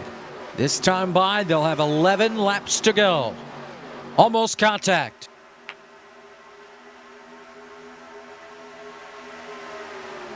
Kevin at the line by inches. And yeah, it's still just a dead heat. Neither one of these lanes really has an advantage over the other at this point in the run, just riding around, hoping that the momentum takes them where they need to go by the time they cross the stripe. Almost inside, 10 laps to go here. Keep in mind, Chandler Parsons almost wrecked it again, that time with Cattell. They're 4, now they're 3. Oh, I don't know if Aaron knows they're 3. Kyler Wynn almost got turned. Oy. Aaron just came over and said, I did not know we were 3. Keep an eye on the 2 orange Logitech G-Altus cars. They have come from the back to the top 15 and have caught the lead pack. Cozy and DeMerchant, they just swapped that last time by, putting a different pusher behind. They are making their way to the front of the pack and might have a shot to do it inside 10 laps to go. If I'm one of these cars out here, I'm noticing those Logitech cars, and I'm planning to kind of work with them because they look like they're fast, and those are 2 drivers that I would want to work with here at the end. DeMerchant to the inside. That 39, Daniel Falkingham, gets to the inside of Parsons as well. He is not afraid to slide that car into a hole. Cozy dropped back a little bit just in case. Meanwhile, at the front, McAdams clear for the lead. Now here comes Brown with a run on the high side with 9 laps to go. Yeah, Kevin McAdams for a moment had sole possession of the lead, but not for long, as here comes David Brown with Sean Peleg's help. This inside line has the help. It's just, can they match the momentum of that high lane? Oh, they're right behind him. It's Cozy and DeMerchant. Caution's out. Oh no, Cozy's coming back up in front of the field. Oh! Oy. Yikes, yikes, yikes. Oh. Teammates crash in the Legends 500 inside 10 laps to go. And Cozy apologizing over the radio. And you'll see it here on the replay. Going to have a restart with around 5 laps to go. Here it is. DeMerchant had to check up for Sean, and Cozy got into him. DeMerchant almost blew over, too. Ah, darn it. Got the air underneath him, but you see those roof flaps not deploy. Set that car back on the ground. Yeah, you'll get a good angle of that rear end getting light right there. Oh, man, that was close. If it didn't correct back the other way, I think he would have had enough speed to go over. Yeah, reminiscent of again the Xfinity cars for a while would do that on the back stretch here. Looked a lot like that, but all of a sudden now, you were talking about how DeMerchant and Cozy, the Altus Esports boys, paired together, and now it's an uphill battle with 8 laps to go, and we're going to be inside. Should be 6 to go on a restart. I would never count those 2 drivers out, but I'll be honest, it's really hard to count them in. I mean, that's a big hill to climb here with 5 laps to go. Do you dare pit and take tires if you have them? Absolutely. Go do it Kevin right McAdams now. Kevin is. So is Fresh. Tires. Whoa. Tires are going to matter the world here. Who can make the moves that get the win? And I think those with tires are going to be the ones that are going to be able to pull it off. Maybe it's 2, maybe it's 4. I don't know. I think 7 laps to go. I just don't think you can give up the track position from the lead. I mean, they're going to be starting outside the top 15 at least. Jake Poulin in 15th is the last guy that did not pit, and he's going to be on 13-lap old tires. Looking up at the front, David Brown and Sean Peleg, they're about 20 laps in. They're going to need some external help if they want to get back up to the front, I think. All right, so you saw DeMerchant and McCandless come off pit road first. They took 2 tires, as did Chris Yonke. Everybody else took 4. I'm not surprised by Blake taking 2. He needs to get in a situation. He was in a desperate one after almost getting wrecked on the last restart. But I disagree. I think this is I think this is going to be a great situation for them. It's going to be double file, and the likelihood that I don't know, man. The likelihood of these people being slower in front of them is going to be pretty darn high. And these guys race these cars all the time. I'm actually shocked to see Brown staying out here. I thought he would have been on a similar strategy as those other ones who came down. Yeah. So we're going to have 5 to go on the restart here. We'll get 1 to green this time by. Oh, man. This is going to be an interesting restart. Because remember, we only have 1 attempt at a green-white checker. If we hit the white flag, the checkered flag will end the race. If we go to overtime, unless there's a track blocker that stays there for a full lap, we will not see a caution, and we're going to keep racing to the checkered flag. So it's we're down to the bitter end here from Daytona. This is it. You cannot afford any mistakes. 33 cars on the lead lap. The 70 machine of Davis Warren is the last one on the lead lap. No one is 1 lap down, so if we get another caution, nobody's going to be back in contention to win this thing. And that's the situation right now. 33 cars, all potentially eligible to win this race right now.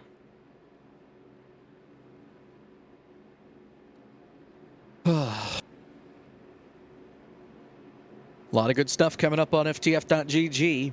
Core's back at Watkins Glen on Wednesday.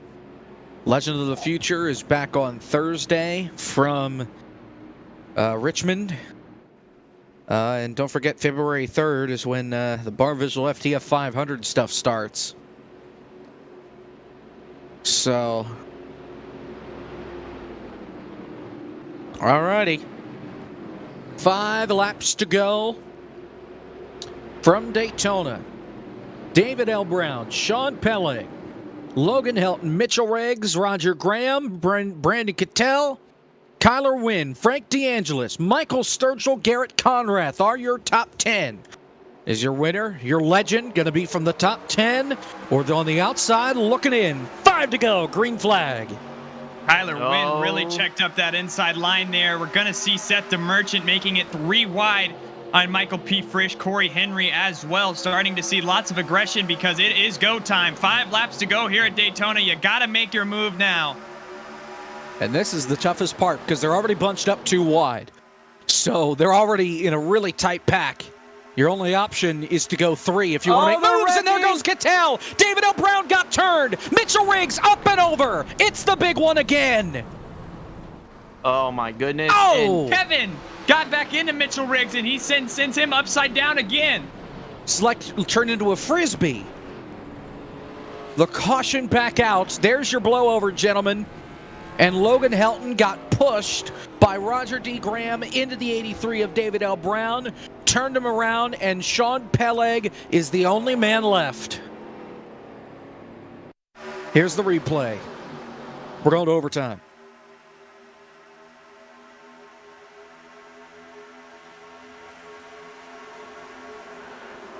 Yeah, and race control Check said out it the Riggs. best. Pusher pushing the pusher. Oh, my God. Caused that one.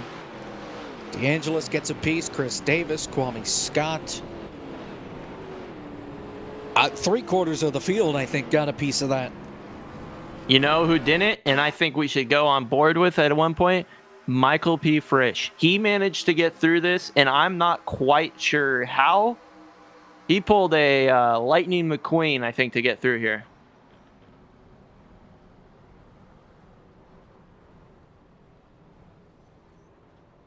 Yeah, I mean, that strategy call by Kevin there changed his whole race. Looking at him, he made some contact there with Mitchell Riggs and picked up some other damage as well through that. So the trade-off for fresh tires is losing track position and being involved in that one. On board with Frisch here.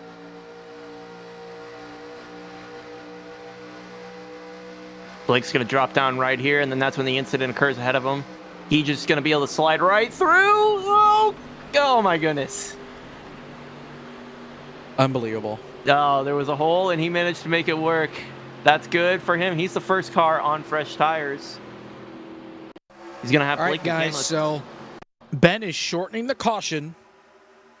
We are hitting 2 to green now. We are going 1 to green. We're going to have 2 laps to settle it. It's a natural green-white checker. Hard hit there for Kevin before he takes Mitchell Riggs to the face. He's still 13th.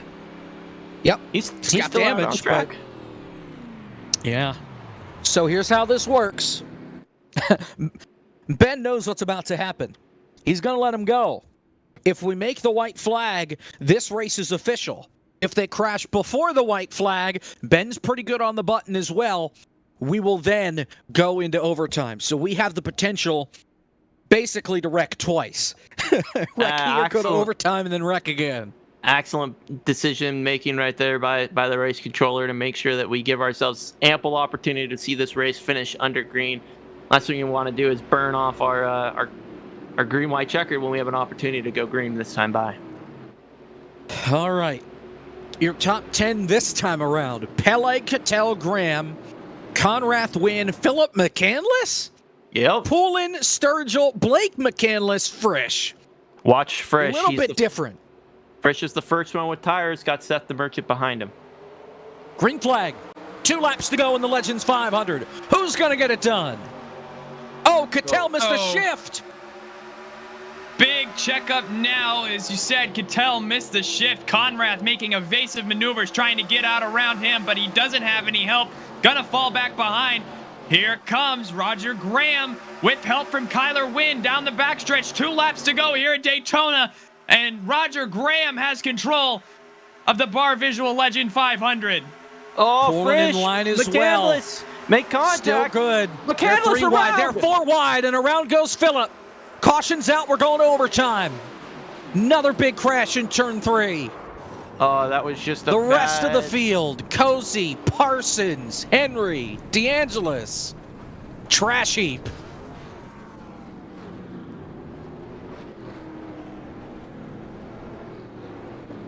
Sturgill just kind of got off-centered from Phil going into the corner there. And then just got collected into him, and that took out both the McCandless brothers. Oh, We're gonna call that one a racing deal there from Race Control.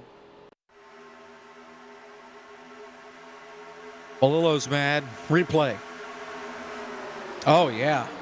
Blake pushes Sturgill into Phillip. Didn't help the stack up in front of him. You see Melillo nowhere to go, and then Chris Davis gets turned by Zwack. Into Melillo, turns him around. Somebody's wheel goes rolling. Ugh. And we'll take another look at it here down the backstretch. Just stacking up, and again, like you said, just a racing deal there, and it sends a bunch of contenders. Falkingham, who had a fair amount of laps led. DeAngelis was up front. Corey Henry as well, and all these guys with some pretty bad damage. Cozy's involved in another one. He's had a rough night. Adam Martin almost gets into it. That's David O'Brien getting hit by Kwame Scott right at the very end. I think that's Phillips' race is pretty much over right there. Yeah. We got Yeah, a that's lot it of for him. people with meatballs. Yeah. Yeah, it only took 198 where's the- laps. Where's the spaghetti? Yeah, McCandless, Sturgill, Martin, Falkingham, Yonke, all out with meatball flags here.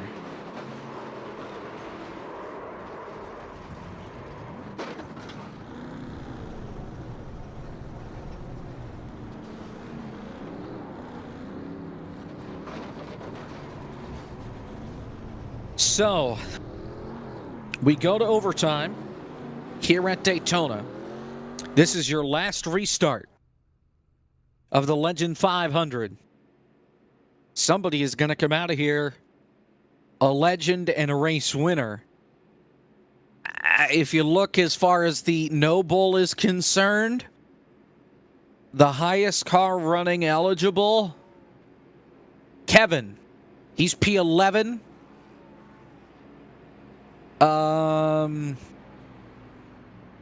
Logan Helton is 25th. He still has a shot.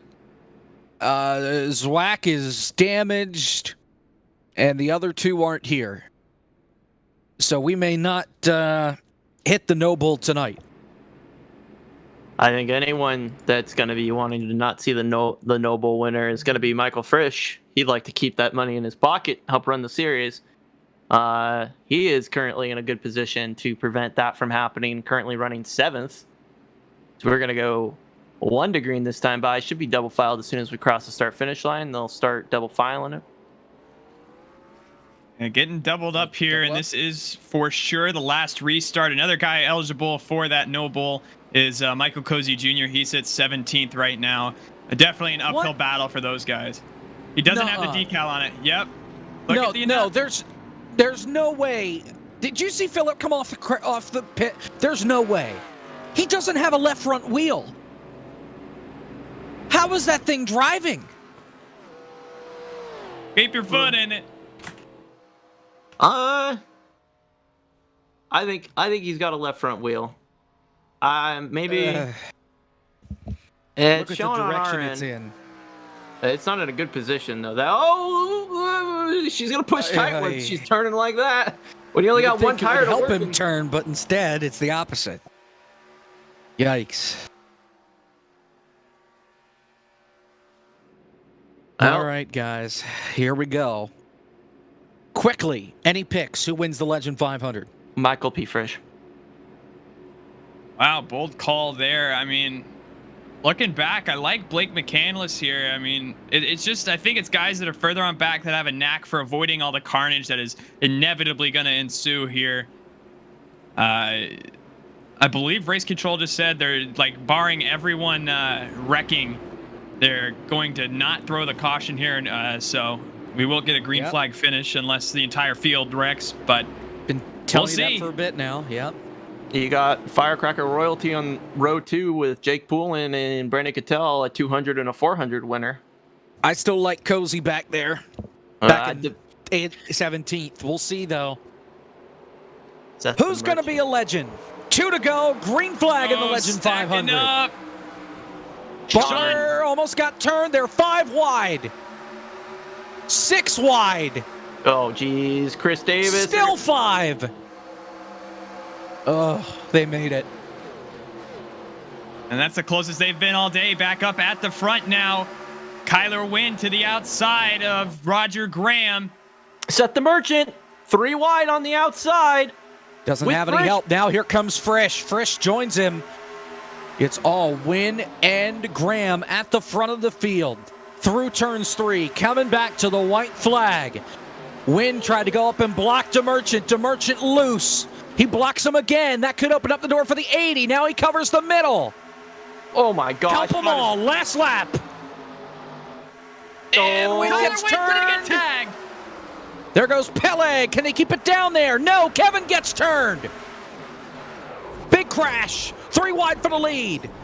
DeMerchant has to pull in line behind Poulin. Poulin pushed out in front down the back straightaway. Here comes Frisch.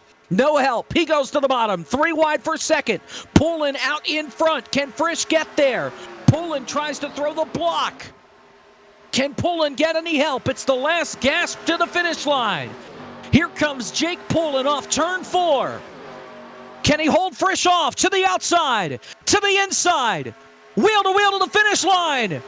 Michael P. Frisch wins the Legend 500. What a finish. Oh my goodness, for a second there, I thought they were going to wreck all of the leaders when Seth the Merchant went to the outside through the tri-oval and they almost wrecked. They managed to keep it together. Wow.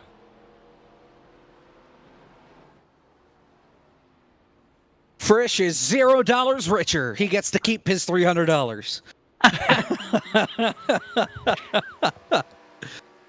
Oh my. Oh, this is a big deal for the points right here. That's Kevin McAdams. He just crossed the line over at 19th. 19th. That's going to close the gap massively for the points. And that's all because on that last lap crash, that group of Sean Pellig, Kyler Wynn, Cattell were all involved, and they slid back up onto the racetrack involved. Kevin, Blake McCandless was in it. Frisch burns down the house. Let's take a look at the replay of the last 2 laps.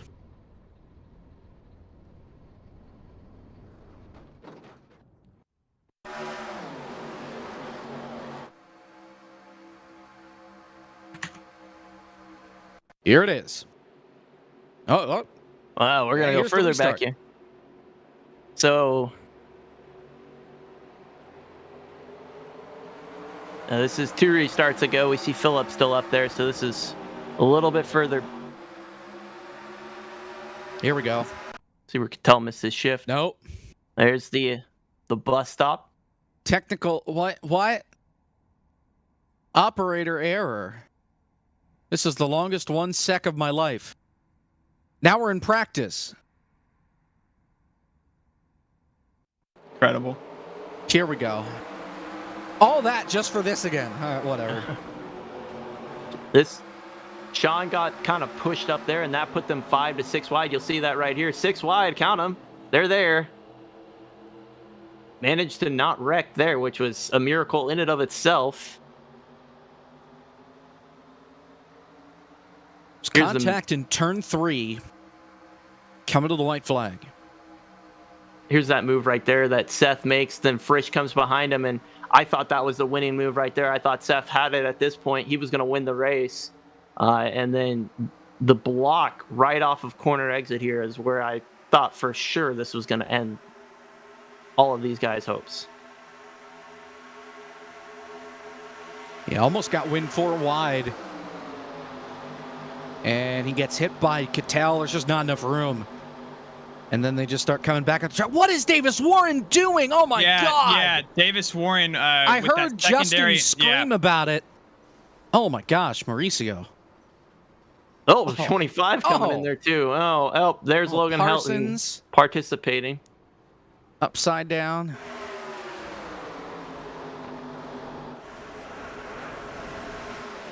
Yeah, it's just unfortunate. Man, Kevin. Taking out our camera operator there in We turn need, 1. can we get a shot of Mauricio, please? Because it sounds like he may have just come in swinging for the fences. Oh my gosh, Cattell! Oh, and he hits the inside wall, and that's what sends him back up. There's Cozy Okay, Brown. never mind. We need to go to Cattell. That is a lot of hellacious hits right there. Oh my! Oh, he gets stuck in the fence. Oh, that rips the front end apart. And then it comes back. Couple of cartwheels. Wow. Yeah, that car completely disintegrates. On board with Kevin here, and he just gets taken out along for the ride. Well, that's a feeling when you're looking and the car's going up. Oh, man. There goes Parsons up and over. And yeah, they've been wrecking for the entire corner at that point. Yep. Meanwhile.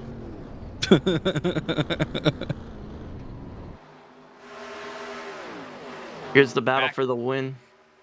Yeah, back up at the front. It's just mano a mano here. Jake Pullen versus Michael P. Frisch. Frisch is able to duck to the inside. Jake doesn't want to throw that block on him. And in a photo finish, Michael P. Frisch takes home the Bar Visual Legend 500. What a finish. What a race. Michael P. Frisch, Legend 500 champion. Congratulations. Thank you, guys. I can't even put into words right now. I mean, that last lap was just so chaotic, and going 3 wide there in no man's land against the wall with Seth was honestly the move of the race. Nobody even thought about going up there, but I stuck with Seth, and that whole last lap is honestly a blur. Going through the tri-oval, I know they were wrecking below me, but I just kind of rode the wall, and before I knew it, the wrecking below me, and I got through it. So just tried to set it up, and we got around Jake right there at the end. He threw an amazing block on me out there at the end. I think if he would have held it just a little bit lower on me, he would have got me. But I can't believe after the back-to-back races at Darlington and Rockingham, being up front and just absolutely throwing the win away, and then just to come here and to win in that fashion, it's not even amazing. It's beyond that. Big win as far as points are concerned. Obviously, Kevin had some issues down the stretch, came home P19. The win definitely helps points going into the final 2 races of the season. Your thoughts about that going into Richmond next week? Where are we, Bill? Honestly, we're not even worried about points. We're celebrating this win. This is something. Honestly, being the firecracker being absent for a couple years, this is not living to the hype. But we did 200 laps, and some of the best guys with 87 cars out here. I mean, we put on a show there, and just to win it really means something to me. A lot of great guys in here that run each week with us, and we know them very well, and I just can't thank them enough for showing up every week. And without them, this league wouldn't be what it is for the first season. They put it to the top. So what are you going to spend the $300 on? I get to keep it. That doesn't answer my question. But maybe pay a bill off, maybe. But no. Wow. Definitely go buy some exciting. Some drinks. I don't usually drink, but I'm drinking on this one for sure. Like I said, this means something to me. When I won the FTF 500 2 years ago, this is probably its high with it. Honestly, and I'm be realistic. The 87 cars just puts drivers into a different class and a different discipline, honestly, when it comes to super speedway racing. I mean, for God's sakes, we're hitting the brake on entry at Daytona. I mean, come on. There's nothing outside like that. So it really separates the guys from the women. Sorry to the women out there, but wow. Other than that, tonight was amazing, man. I couldn't ask for a better event. Frisch, thanks for your time. Congratulations. Go celebrate. We'll see you next week. Thank you, guys. That's Michael P. Frisch, your race winner. Let's talk with the man that came oh so close, Jake Pullen with Caleb. Jake, you restarted second on the inside lane on that restart. Talk us through that entire series of events from the 121's vantage point. Well, I don't know if anybody caught on to what my whole strategy there was, but with that last caution with about 20 to go, I had absolutely no track position. And I was like, well, what can I do here? So I went completely out in left field, and I took my tires then.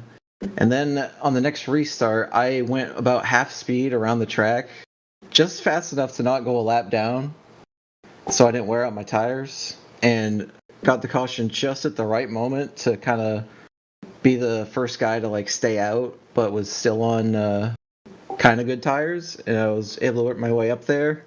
And then things went my way on the restart, and didn't quite get it done, but I'm thrilled with the second place after not being up front at all.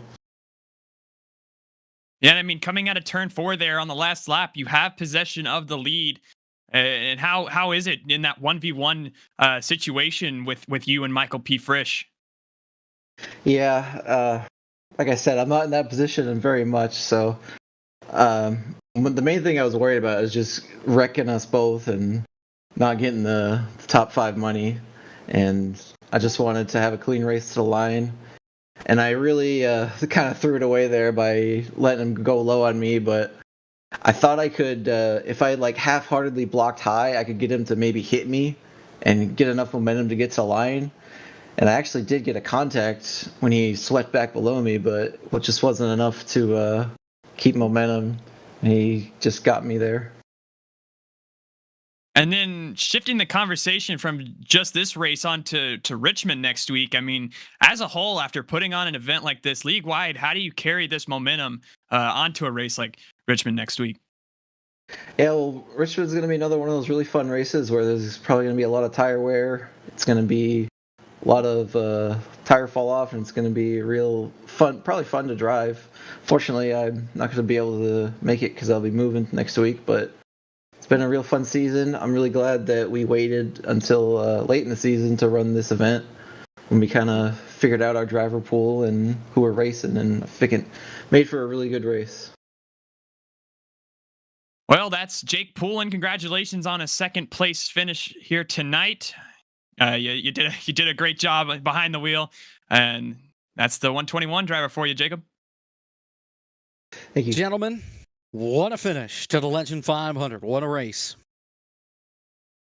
Yeah, that's I mean, unofficially looking at some of these results here, there is the big story right now is Frisch's win, and honestly, the loss for Kevin McAdam is going to be a massive points loss for him. Frisch, your winner. Poulin finishes second. DeMerchant finishes third. These results unofficial. Roger D. Graham fourth. Kyler Wynn fifth. Garrett Conrath, a nice finish in sixth. Aaron Smith 42nd to 7th. David L. Brown finishes 8th, and up and down day for him. Art Reimer, top 10 for him, and 9th. Corey Henry rounding out the top 10, Caleb. Looking back, 11th, Jackson Van Valkenburg had an up and down night. Frank DeAngelis as well. Chris Davis coming home 13th. Justin Malillo involved in that last lap wreck, as is most of everybody on this list in 14th. Sean Butler comes home in 15th. Adam Martin 16th. Gabriel Mauricio in 17th. Logan Helton 18th. Kevin McAdams, your points leader, comes home 19th after starting second. And Sean Peleg rounds out your top 20. Josh? Ethan Corder, 21st, finishes the last car on the lead lap. Brandon Cattell, 1 lap down. Blake McCandless, also 1 lap down. Chandler Parsons, Michael Cozy Jr., Kwame Scott, Daniel Fockingham, Philip McCandless, all on the 1 lap down train. Davis Warren, 2 laps down, and Chris Yankee, 5 laps down in the 30th position. Everybody else back here pretty much didn't finish. Outside of maybe Sturgill and Kolonix, they're 6 and 8 laps down, respectively. Mitchell Riggs, 33rd. Sean Begley, 34th. Eric Smith, Dylan Roberts, Nate Stewart, Josh Parker, Matthew Zwack, Michael Guerrilla, and then your final 4, Tyler Gary, Cole Freilich, J.D. Willis, and Brandon Zimmerman. Your 44-car field here from Daytona. What a race. Aaron Smith, he got the biggest mover. Yeah. He ended up getting it. Good for him. And I mean, as well, this completely changes, the outlook. This was so much fun as an event by itself in that it's 200 laps, 500 miles of Daytona. That's super fun. But looking at the season outlook here, unofficially Frisch has halved the points lead on Kevin McAdams, and Kevin coming into tonight was really focused on that point aspect, and had about the worst outcome you can getting involved in that wreck, while Frisch ends up winning the whole thing. So just the outlook going on to Richmond, and then Charlotte, I believe, for the finale. It's just a completely different race now, and Kevin's gotta pick it up these next 2 weeks. His string of luck seems to have run out, whereas Frisch's seems to have hit right at the exact moment that he wanted it to. That's fantastic. We are Jake. Any final thoughts? Nope, that's it. That's it. We're back at Richmond. We're back at Richmond next week here on Legends of the Future. Of course, back on Wednesday at Watkins Glen. Now officially 22 days to the Bar Visual FDF 500, since it's past midnight here on the East Coast. So we'll bid you farewell. Michael P. Frisch, a legend, 500 champion. For Zach Johnson, our producer, Josh Mendoza, Caleb Hoffman alongside me, I'm Jacob Pitts. What a ride it's been. We'll see you at Richmond next week. Good night.